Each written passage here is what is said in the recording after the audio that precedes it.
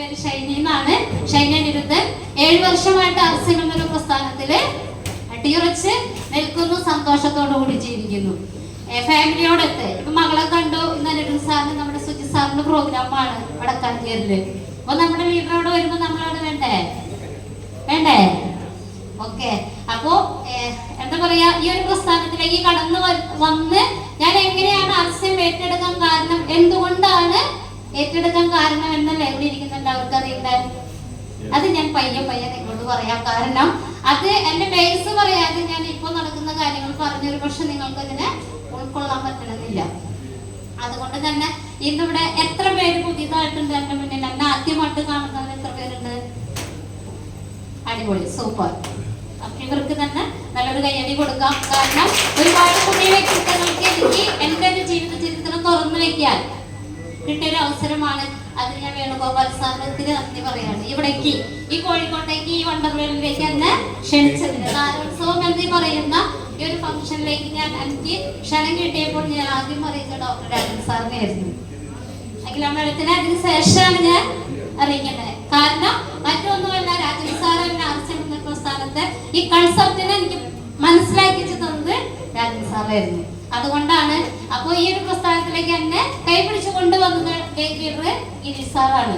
ഗിരീഷ് സാറിന്റെ ഡ്രീം കാണാനുള്ള ആ ഒരു എഡ്യൂക്കേഷനാണ് ഇന്ന് എംബ്രാൻഡ് അച്ചൂറായിട്ടുള്ള നിൽക്കാനും കാരണം. ഓക്കെ. അപ്പോ ഇപ്പൊ എന്റെ ജീവചരിത്രം പറയുകയാണെങ്കിൽ എന്റെ വീട്ടില് ഞാൻ, അച്ഛൻ, അമ്മ, അതുപോലെ തന്നെ ഞങ്ങൾ 4 മക്കള്. രണ്ടാമത്തെയാണ് ഞാൻ. അപ്പൊ ഒരു എന്താ പറയുക, നല്ല സന്തോഷത്തോടു കൂടിയുള്ള ജീവിതമായിരുന്നു അച്ഛനുള്ള കാലഘട്ടത്തില്. പക്ഷെ 12ാമത്തെ വയസ്സിലായിരുന്നു അച്ഛന്റെ പെട്ടെന്നുള്ള മരണം. അപ്പൊ അതോടുകൂടി സത്യം പറയുകയാണെങ്കിൽ എന്റെ ജീവിതത്തിന്റെ സന്തോഷമൊക്കെ കെട്ടുപോവായിരുന്നു. കാരണം അമ്മ ഒരു ജീവിതത്തില് ഒരു കൂലിപ്പണിക്കൊന്നും പോവാതിരുന്ന അമ്മയ്ക്ക് 4 മക്കളെ നല്ല രീതിയിൽ പോറ്റിക്കൊണ്ടുപോയ ഒരു അച്ഛനെ നഷ്ടപ്പെടുമ്പോൾ, ഒരു ഹസ്ബൻഡിനെ നഷ്ടപ്പെടുമ്പോൾ വീട്ടിലുണ്ടാകുന്ന ആ ഒരു ഇത് നിങ്ങൾക്ക് ചിലർക്കെങ്കിലും മനസ്സിലാവുന്ന എനിക്ക് തോന്നുന്നു. അപ്പൊ അവിടെ നിന്ന് ഞാൻ അന്ന് 5ാം ക്ലാസ്സിലാണ് പഠിക്കുന്നത്. എന്റെ ചേച്ചി 7ൽ പഠിക്കുന്നു. എന്റെ ആങ്ങളയ്ക്ക് 8 വയസ്സ്. ഒന്ന് ചിന്തിച്ചു നോക്കണം. 4 മക്കളാണ്, 3 പെണ്ണും 1 ആണും. ഏറ്റവും ഇളയത് ആൺകുട്ടിയാണ്. എന്റെ 2 വയസ്സിന് താഴെ എന്റെ അനിയത്തി. അപ്പൊ അങ്ങനെ ഞങ്ങള് എന്താ പറയാ, ആ ഒരു ജീവിതത്തിലേക്ക്, സങ്കടകരമായ ജീവിതത്തിലേക്ക് ഞാൻ കടന്നപ്പോ എനിക്ക് അമ്മയെ മുതൽ എന്റെ വീടിനോട് ഭയങ്കര അറ്റാച്ച്മെന്റ് ആയിരുന്നു. ചേച്ചിയെ സംബന്ധിച്ച് ചേച്ചിക്ക് പഠിക്കണം, ജോലി നേടണം. അവൾക്ക് പഠിക്കണം, ജോലി നേടണം എന്നുള്ളൊരു ആഗ്രഹം, അതിയായ ആഗ്രഹം ചെറുതിലേ ഉണ്ട്. എനിക്ക് പഠിക്കാൻ ഭയങ്കര മടിയായിരുന്നു. കാരണം എന്താണെന്നറിയോ, എപ്പോഴും ഇങ്ങനെ ചുറ്റുവട്ടത്തുള്ള പണികൾ എടുക്കാൻ എനിക്ക് ഭയങ്കര ഇഷ്ടമാണ്. അപ്പൊ ഞാൻ എൻ്റെ അമ്മയുടെ കൂടെയൊക്കെ പാടത്ത്, നമ്മളുടെ പാടത്ത്, പുറമെ പാടത്തല്ല, ഞങ്ങൾക്ക് വിതയ്ക്കല് കാര്യങ്ങളൊക്കെ നെല്ലൊക്കെ ഉണ്ടായിരുന്നു. അപ്പൊ അമ്മച്ചിയുടെ കൂടെ നെയ്യാനും നെല്ല് കൊയ്യാനൊക്കെ പോവായിരുന്നു. അത് ഭയങ്കര ചെറുതാകട്ടെ. ഇന്ന് ഞാൻ ഇത്ര ഉള്ളൂ, അപ്പൊ ഞാൻ എത്ര ഉണ്ടെന്ന് നിങ്ങളൊന്ന് അറിയിച്ചു നോക്കിയേ. അപ്പൊ നിങ്ങൾ ചിന്തിച്ച് നോക്കാം. നമ്മളുടെ അങ്ങനെ ഞാൻ അമ്മയുടെ കൂടെ പോകുമായിരുന്നു. അങ്ങനെ അച്ഛനും അമ്മയും ഞാൻ ഒരുമിച്ചൊക്കെ പോയി അങ്ങനത്തെ കാര്യങ്ങൾ ചേച്ചിയാലും അനിയത്തേലും അനിയനേലും ഒക്കെ കൂടെ സ്മാർട്ടായിട്ട് ഞാൻ വീട്ടിലെ അമ്മയ്ക്കൊപ്പം നിൽക്കുമായിരുന്നു. അച്ഛന്റെ വിയോഗം വന്നു കഴിഞ്ഞപ്പോ എനിക്ക് തോന്നി 10 വരെ ഞാൻ എങ്ങനെയോ പഠിച്ചു. പക്ഷെ ഒരു ട്യൂഷനും കാര്യങ്ങളും ഒന്നും ഇല്ലാതെ 10 വരെ പഠിച്ച് ഞാൻ 10ാം ക്ലാസ് പാസ്സായി. അപ്പൊ എന്റെ അമ്മ ഒരു വാക്ക് പറഞ്ഞായിരുന്നു, ചേച്ചി തുടർന്ന് പഠിക്കാൻ പോയി. ചേച്ചിനെ കഷ്ടപ്പെട്ടാണെങ്കിലും അമ്മ കൂലിപ്പണി എടുത്ത് പഠിപ്പിക്കാൻ തയ്യാറായി. അപ്പൊ അമ്മ എന്നോട്, ചേച്ചി പഠിക്കുന്നുണ്ട്, മേലാക്കാൻ പഠിപ്പിക്കാൻ വിട്ടില്ല എന്ന് പറയരുതെന്ന് പറഞ്ഞു. അപ്പൊ ഞാൻ ഇത്രയും ചിന്തിച്ചോളൂ, പഠിച്ചിട്ടില്ലെങ്കിൽ കുഴപ്പം, ഞാനത് പഠിച്ചില്ലെങ്കിൽ കുഴപ്പമില്ല, കൂലിവേല എടുത്താലും ജീവിക്കാം. കാരണം എന്റെ അമ്മ കൂലിപ്പണി എടുത്തിട്ടാണ് ഞങ്ങളെ പോറ്റുന്നത്. അപ്പൊ എന്തെങ്കിലും ഒരു കൈത്തൊഴിൽ ഉണ്ടാവണം എന്നുള്ളൊരു ആഗ്രഹം എന്റെ മനസ്സിലുണ്ടായിരുന്നു. 10ാം ക്ലാസ് കഴിഞ്ഞ് 15 വയസ്സിൽ ഞാൻ ടൈലറിങ്ങിന് പോകാൻ തുടങ്ങി. 2 മാസം ടൈലറിങ് ഞാൻ പഠിക്കാൻ പോയിട്ടുള്ളൂ. അതിനുശേഷം വീട്ടിലെ എൻ്റെ അമ്മച്ചിയുടെ പ്രാരാബ്ദത്തെ ഞാൻ കണക്കിലെടുത്തുകൊണ്ട് ഞാൻ അമ്മയോട് പറഞ്ഞു, ഞാൻ ഒരു ഷോപ്പില് തയ്ക്കാൻ പോവാം, പക്ഷെ എനിക്ക് കട്ടിങ് ഒന്നും അറിയില്ല. പക്ഷെ ഞാൻ തുണിക്കടയിൽ 5 വർഷം ടൈലറിങ്ങിലിരുന്നു.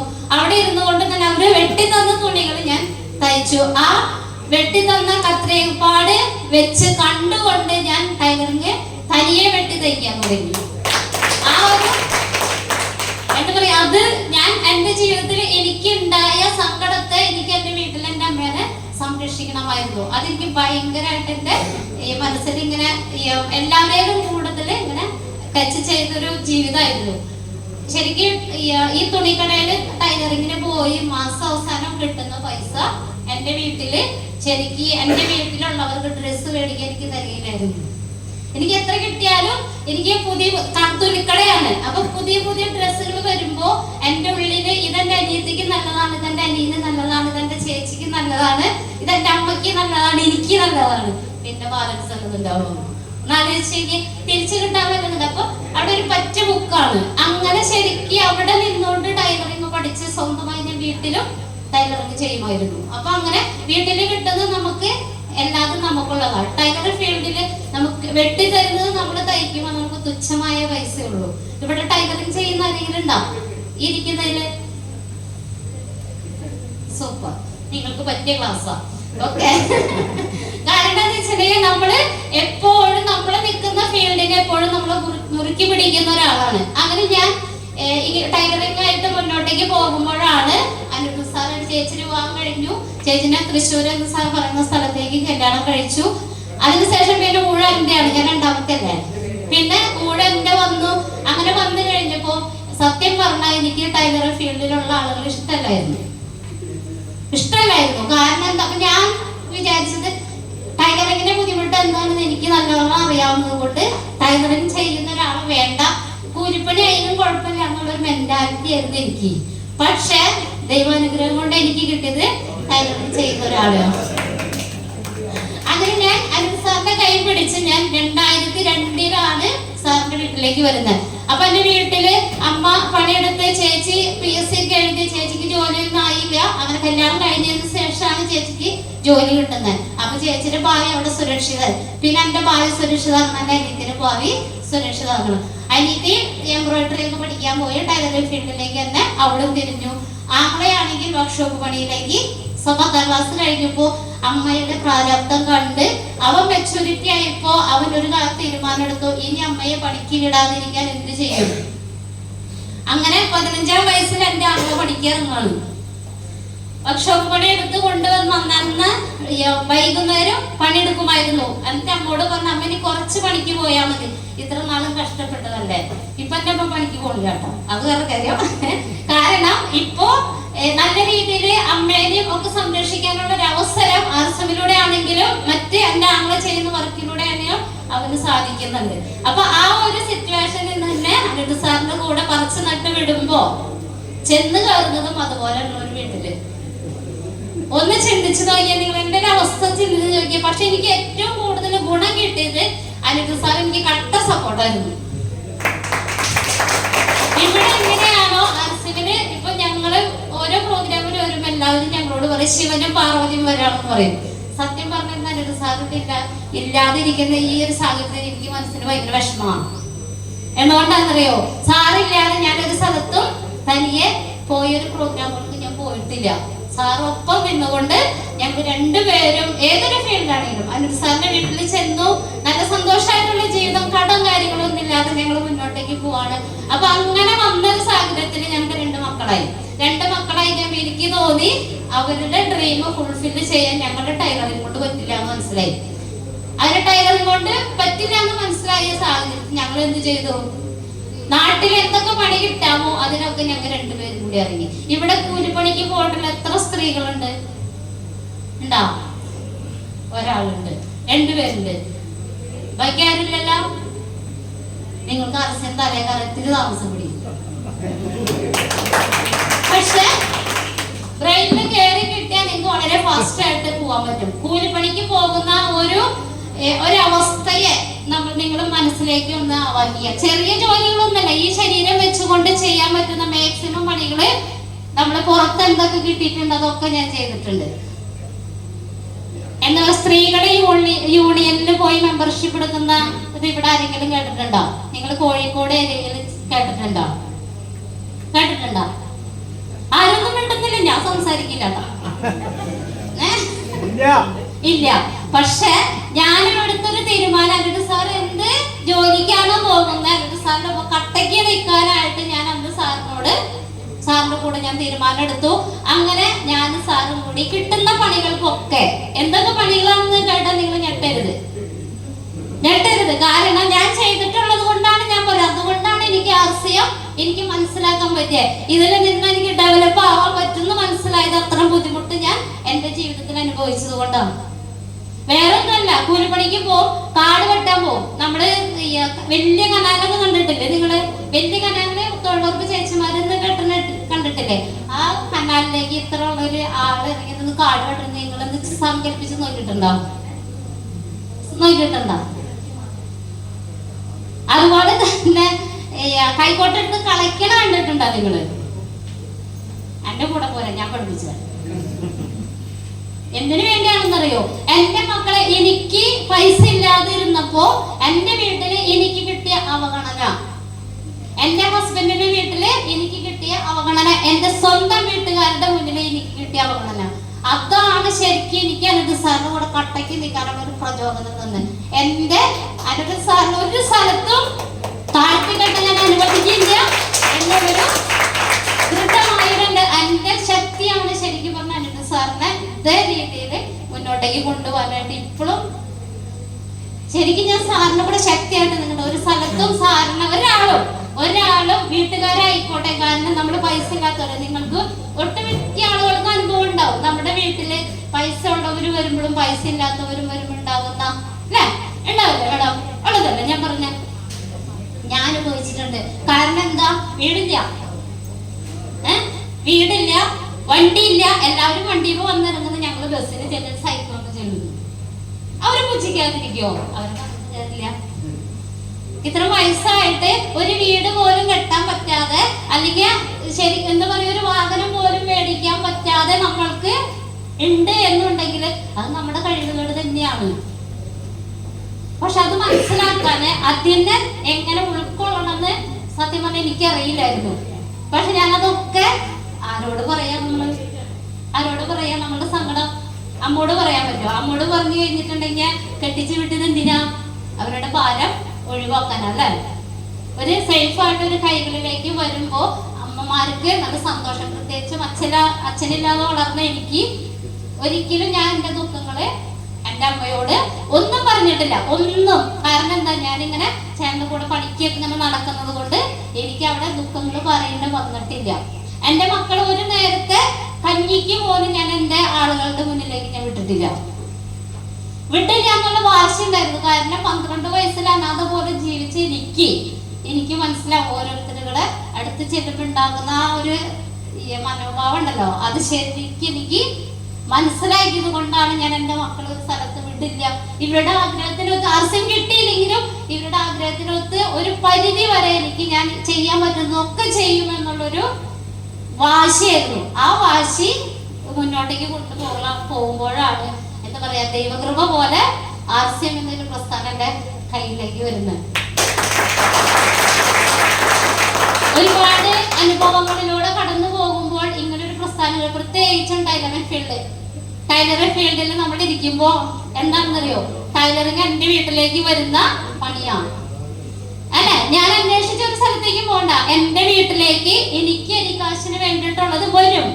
അതുകൊണ്ട് തന്നെ എനിക്ക് ഒരിക്കലും ഒരാളുടെ മുന്നിൽ ചെന്ന് നിന്നുകൊണ്ട് തയ്ക്കാൻ തായോ, ഒരു ബ്ലൗസ് തായോ, ഒരു ചുരിദാർ തായോ എന്ന് കെഞ്ചേണ്ട കാര്യം ഒരിക്കലും ടൈലറിംഗുകാർക്കില്ല. ഒരു നൈറ്റ് റീ അടിച്ച് കൊടുത്താൽ പോലും കിട്ടും നമുക്ക് അരി മേടിക്കാനുള്ള പൈസ. അതുകൊണ്ട് പക്ഷെ എന്താ, മേലാക്കം വലിയ കാര്യമൊന്നും ഉണ്ടാവില്ല. എന്തുകൊണ്ടാന്നറിയോ? ടൈലറിംഗ് വിഷയത്തിന്റെ ചക്രങ്ങൾ തിരിയുന്നറിയോ? ക്ഷൈമണം കുടാർസി എങ്ങോട്ടാ തിരിയുന്നറിയോ? പുറകോട്ടല്ലേ? പുറകോട്ടേക്ക് നമ്മൾ ഓടിയാൽ നമ്മുടെ ജീവിതത്തിൽ വിജയിക്കോ? അതാണ് ഞാൻ എന്നും ടൈലറിംഗ് ആർസ്യം കയ്യിൽ കിട്ടിയപ്പിനെ ഞാൻ ആർസ്യം ചെയ്യുന്ന ടൈലറിംഗ് ഫീൽഡിലുള്ള ആളുകൾ എന്റെ കൂടെ ഞാൻ ചോദിക്കും, മിഷൻ എവിടേക്കാ കറങ്ങുന്നത്? ഒട്ടുമിക്ക ടൈലറിംഗുകാർക്ക് അറിയില്ല എവിടേക്കാ കറങ്ങുന്നത്, അറിയില്ല. പക്ഷെ അവരിങ്ങനെ റൺ ചെയ്യിച്ചോണ്ട് ഇങ്ങനെ ഇരിക്കുന്നുണ്ട്, അവർക്ക് പൈസ കിട്ടുന്നത്. അന്നത്തെ ചെലവിനുള്ള പൈസ കിട്ടും, ഉറപ്പാണ്. നമ്മുടെ കയ്യിൽ ചില്ലറ എന്തെങ്കിലുമൊക്കെ തുട്ടൊക്കെ തടയും, മനസ്സിലായി? അപ്പൊ ഞാനും മനിട്ട് സാർ ഒരു ടൈലറിംഗ് ചെയ്യുമ്പോ രാത്രി പകലിരുന്ന് ചെയ്യും. രാത്രി പകലിരുന്ന് ചെയ്ത് ഞങ്ങൾ ഞങ്ങൾ മുന്നോട്ടേക്ക് പോകുന്ന സാഹചര്യത്തിലാണ് RCM കയ്യിൽ കിട്ടുന്നത്. RCM കയ്യിൽ കിട്ടി കഴിഞ്ഞപ്പോഴോ ഗിരീഷ് സാറ് വന്നിട്ട് മാർക്കറ്റിംഗ് പ്ലാൻ കാര്യങ്ങളൊക്കെ അനുജ സാറിനോട് ഇങ്ങനെ പ്രസന്റ് ചെയ്യാനുണ്ടാവും. റോഡ് സൈഡിലാണ് വീട്. അപ്പോൾ ടൈലർ ഷോപ്പ് റോഡ് സൈഡിലാണ്. സാറ് വന്നുകൊണ്ട് ഇങ്ങനെ ഇപ്പൊ കൊച്ചു നേരത്തെ പറഞ്ഞു 2005 RCM ഉണ്ടായിരുന്ന ഞങ്ങളുടെ സ്റ്റേഷനറി കടയിൽ RCMന്റെ പ്രൊഡക്റ്റുകൾ വിറ്റായിരുന്നു. അന്ന് ഞങ്ങൾ RCM ജോയിനിങ് ആയിരുന്നു. അന്ന് ഞങ്ങളോട് ഇതിലേക്ക് കൊണ്ടുവന്ന ആള് പറഞ്ഞൊരു കാര്യം, നിങ്ങൾ പ്രൊഡക്റ്റ് ഇവിടെ വെച്ച് വിറ്റാൽ മതി, നിങ്ങൾക്ക് അക്കൗണ്ടിലേക്ക് പൈസ വരും. സാറിനും പറഞ്ഞിട്ട് കാര്യമില്ല, കാരണം അന്ന് ഹിന്ദിയിലായിരുന്നു ക്ലാസ്. എനിക്ക് നല്ലോണം ഹിന്ദി അറിയാവുന്നത് കൊണ്ടൊന്നും മനസ്സിലായില്ല. ഓക്കെ, അപ്പൊ അതുകൊണ്ട് തന്നെ എന്തുണ്ടായി, ഞങ്ങള് മീറ്റിങ്ങിന് പോയില്ല. സാറ് വിളിക്കാതെ അല്ല, അത് നമ്മൾ മനസ്സിലാക്കണം. നമ്മൾക്ക് മീറ്റിങ്ങിന് പോകാനുള്ള മെന്റാലിറ്റി ഇല്ല. നമ്മൾ സാധാരണക്കാരാണ്. നമുക്കൊരു മീറ്റിങ്ങിന് മണിക്കൂറുകളോളം ചെന്നിരിക്കാനായിട്ട് ഇഷ്ടമുള്ള കാര്യമാണോ? ആണോ മാഡം? അതുകൊണ്ട് തന്നെ മീറ്റിങ്ങിന് വിളിച്ചപ്പോ ഞങ്ങൾ പറഞ്ഞില്ല എന്നുള്ള ആ സമയത്താണ് നമ്മുടെ മാർക്കറ്റിംഗ് നിന്ന് പോകുന്നതും പിന്നെ ഞങ്ങൾ ഇതിനെ ശ്രദ്ധിക്കാണ്ടായി. പക്ഷെ അന്ന് ഞങ്ങൾക്ക് കടയിൽ വെച്ച് വിറ്റതിന്റെ 7000 രൂപയോളം അക്കൗണ്ടിൽ വന്ന് കിടപ്പുണ്ടായിരുന്നു. ഇതാണ് സത്യം പറഞ്ഞ ഗിരീഷ് സാറ് രണ്ടാമത് ഞങ്ങൾ RCM പരിചയപ്പെടുത്താൻ വന്നപ്പോ ഐഡിയ എടുക്കാൻ മടി കാണിക്കാതെ ഞങ്ങൾ അതിലേക്ക് എൻട്രി ആവുന്നത്. പക്ഷെ ബിസിനസിന് വന്നതല്ലാട്ടോ. എനിക്ക് ഭയങ്കര ഹൈറ്റ് ആണല്ലോ. അനുജ സാറിന് നിങ്ങൾ എത്ര പേര് കണ്ടിട്ടുണ്ട്? കണ്ടിട്ടുണ്ട്, എത്ര പേര് കണ്ടിട്ടുണ്ട്? അനുജ സാറിന് അത്യാവശ്യം നല്ല ഹൈറ്റാ. എനിക്ക് ഇത്രയും ഹൈറ്റും. ഞങ്ങൾ ശരിക്കും ഇങ്ങനെ നിൽക്കുന്ന. അപ്പൊ അങ്ങനെ നിൽക്കുന്ന സാഹചര്യത്തില് എന്റെ പുത്രൻ എന്തായാലും ചെറുതാ. നിങ്ങൾ പുത്രീനെ കണ്ടില്ലേ? പുത്രി എന്ന അച്ഛന്റെ പോലെ തന്നെ നല്ല ഹൈറ്റില്. പുത്രനോട് എന്നും വീട്ടുകാർ പറയുന്ന ഒരു കാര്യമുണ്ട്, നീ അമ്മയെ പോലെയാ. സന്തോഷായി. പുത്രൻ ഹൈറ്റ് വയ്ക്കാതെ ഇരിക്കുന്ന. അപ്പൊ ഞാൻ അനുജ സാറോട് ബൂസ്റ്റ് മേടിക്കും, ഹോർലിക്സ് വയ്ക്കും. പരസ്യം കാണുന്നതാണല്ലോ, പിള്ളേരെ പൊക്കം വെച്ച് പോട്ട്. ആ ഒരു മൈൻഡായിരുന്നു എനിക്ക്. അനുജ സാർ ഉണ്ടോ വിട്ടു കൊടുക്കുന്നത്? സാറ് പറയും കൊള്ളില്ലടി, അത് മേടിച്ചു കൊടുക്കുന്നത്. അപ്പൊ ഞാൻ പറയുന്നൊരു കാര്യമുണ്ട്, നിങ്ങക്ക് മടിയെത്താ, കാശ് ചെലവാക്കാൻ മടിയായതുകൊണ്ടാണ് സത്യത്തില് അനുജ സാറ് ഇപ്പോഴും കുട്ടികൾക്കായാലും എനിക്കായാലും ഒരു പ്രൊഡക്റ്റ് മേടിച്ചു തരുന്നുണ്ടെങ്കിൽ അതിന്റെ എല്ലാ വശങ്ങളും നോക്കിയിട്ട് ആ സാറ് ഇപ്പോഴും ഞങ്ങൾക്ക് മേടിച്ചു തരുള്ളൂ. അതെനിക്ക് അത്രയ്ക്കും ബോധമുള്ളതുകൊണ്ടാണ് ഞാൻ പറഞ്ഞ സാറിനോട് ഇങ്ങനെ ഞാൻ പറഞ്ഞേ. പക്ഷെ സാറ് വാങ്ങിച്ചു തന്നില്ല. അന്ന് ഗിരീഷ് സാറ് ഞങ്ങളെ RCMലേക്ക് വീണ്ടും ഇൻട്രൊഡ്യൂസ് ചെയ്യാനായിട്ട് ഷോപ്പിൽ വന്ന് വീഡിയോകളൊക്കെ ഇങ്ങനെ കാണിക്കാട്ടോ. വീഡിയോകളൊക്കെ ഇങ്ങനെ കാണിച്ചു തരുമ്പോ ഞാൻ ബ്ലൗസ് വെട്ടാം. എന്റെ പണിക്കല്ലേ ഞാൻ പ്രാധാന്യം കൊടുക്കുള്ളൂ. ഞാൻ വെട്ടും, ഇടയ്ക്ക് ഒന്ന് ഒളി കണ്ടിട്ട് നോക്കും, വെട്ടും, ഞാൻ ഒളി കണ്ടിട്ട് നോക്കും. എന്നിട്ട് ഞാൻ അതിനെ ശ്രദ്ധിക്കാനായിട്ട് കൂട്ടാക്കില്ല. അങ്ങനെ ഇരിക്കുമ്പോഴാണ് സാറ് പറയുന്നത്, കുട്ടികൾ രണ്ടാളും കൂടി ഷോപ്പിലേക്ക് ഞങ്ങളുടെ വീട്ടിൽ നിന്ന് ഇങ്ങനെ കടന്നു. ഷോപ്പ് വീട് അടുത്തടുത്താണ്. കടന്നു വരുമ്പോ ഇതിൽ ആരാണ് മൂത്തതെന്ന് ചോദിക്കുന്നു. അപ്പൊ പറഞ്ഞു മകനാണെന്ന് പറഞ്ഞു. അപ്പൊ ഇവൾക്ക് ഹൈറ്റ് കൂടുതൽ, ഇവിടെ 4-ല് അവൻ 9-ല്. അപ്പൊ അങ്ങനെ ഇരിക്കുമ്പോ സാറ് പറഞ്ഞു ന്യൂട്രിചാർജ് കിഡ്സ് കൊടുക്കാൻ മകന് ഹൈറ്റ് വയ്ക്കുന്നു പറഞ്ഞു. അപ്പൊ ഞാൻ എന്റെ കത്രിക താഴെ വെച്ചു. ഞാൻ RCMലേക്ക് കടന്നു വന്ന കാര്യമാണ് പറയാം. ഞാൻ കത്രിക താഴെ വെച്ച് ഞാൻ പിന്നെ അത് ശ്രദ്ധിക്കാൻ തുടങ്ങും. അങ്ങനെ ഗിരീഷ് സാറ് തന്ന ന്യൂട്രിചാർജ് കിഡ്സ് ഒരു പാക്കറ്റ് മുളക് പൊടി, ഒരു പാക്കറ്റ് മല്ലിപ്പൊടി, മഞ്ഞൾപ്പൊടി അങ്ങനെ അടങ്ങുന്ന 1000 രൂപയുടെ പ്രൊഡക്റ്റ് ഞങ്ങൾക്ക് തരികയും അപ്പൊ തന്നെ അനുജ സാറിന്റെ ഐഡിയ ഒക്കെ കൊടുത്ത് ഞങ്ങൾ RCMലേക്ക് ഐഡിയ എടുത്തു. അങ്ങനെ ഞങ്ങൾ RCMലേക്ക് കടന്നു വരുന്നത് ഒക്ടോബർ 30-ാം തീയതി. പിന്നെ അതാ മാസത്തിൽ എത്ര ദിവസം ഉണ്ട്? ഒക്ടോബർ മാസത്തിലേക്ക് കടന്നു. സെയിൽ ചെയ്യാനോ അതിനൊന്നും ഞങ്ങൾ ഇതിനെ ശ്രദ്ധിച്ചിട്ടേ ഇല്ല. അങ്ങനെ ഞങ്ങൾ പ്രൊഡക്റ്റ് ഉപയോഗിച്ചു. 1.5 മാസം കൊണ്ട് എന്റെ മകന് ഹൈറ്റില് ഇത്തിരി വ്യത്യാസം വന്നു. അപ്പോ സാർ പറഞ്ഞൊരു കാര്യം, കുട്ടിയെ ചുമരിനോട് ചേർത്ത് നിർത്താം, അതിന്റെ മാർക്ക് ചെയ്ത് വെക്കണം കേട്ടോ എന്ന് പറഞ്ഞു. പക്ഷെ അതിക്ക് മുൻപ് റിസൾട്ട് കിട്ടിയത് അനുജ സാറിനാണ്. 2 വർഷമായിട്ട് ഷുഗറിന് 128 ഷുഗറുള്ള അനുജ സാറിന് അവിടെ അടുത്തൊരു ഡോക്ടർ മരുന്ന് കൊടുത്തു. ഷുഗറിനുള്ള മരുന്ന് കൊടുക്കേണ്ട ആവശ്യമുണ്ടോ? തൊണ്ടയിൽ ഇൻഫെക്ഷൻ വന്നു, ഭക്ഷണം കഴിക്കണമെങ്കിൽ വെള്ളം കുടിച്ചാലേ ഇറങ്ങി പോകുള്ളൂ.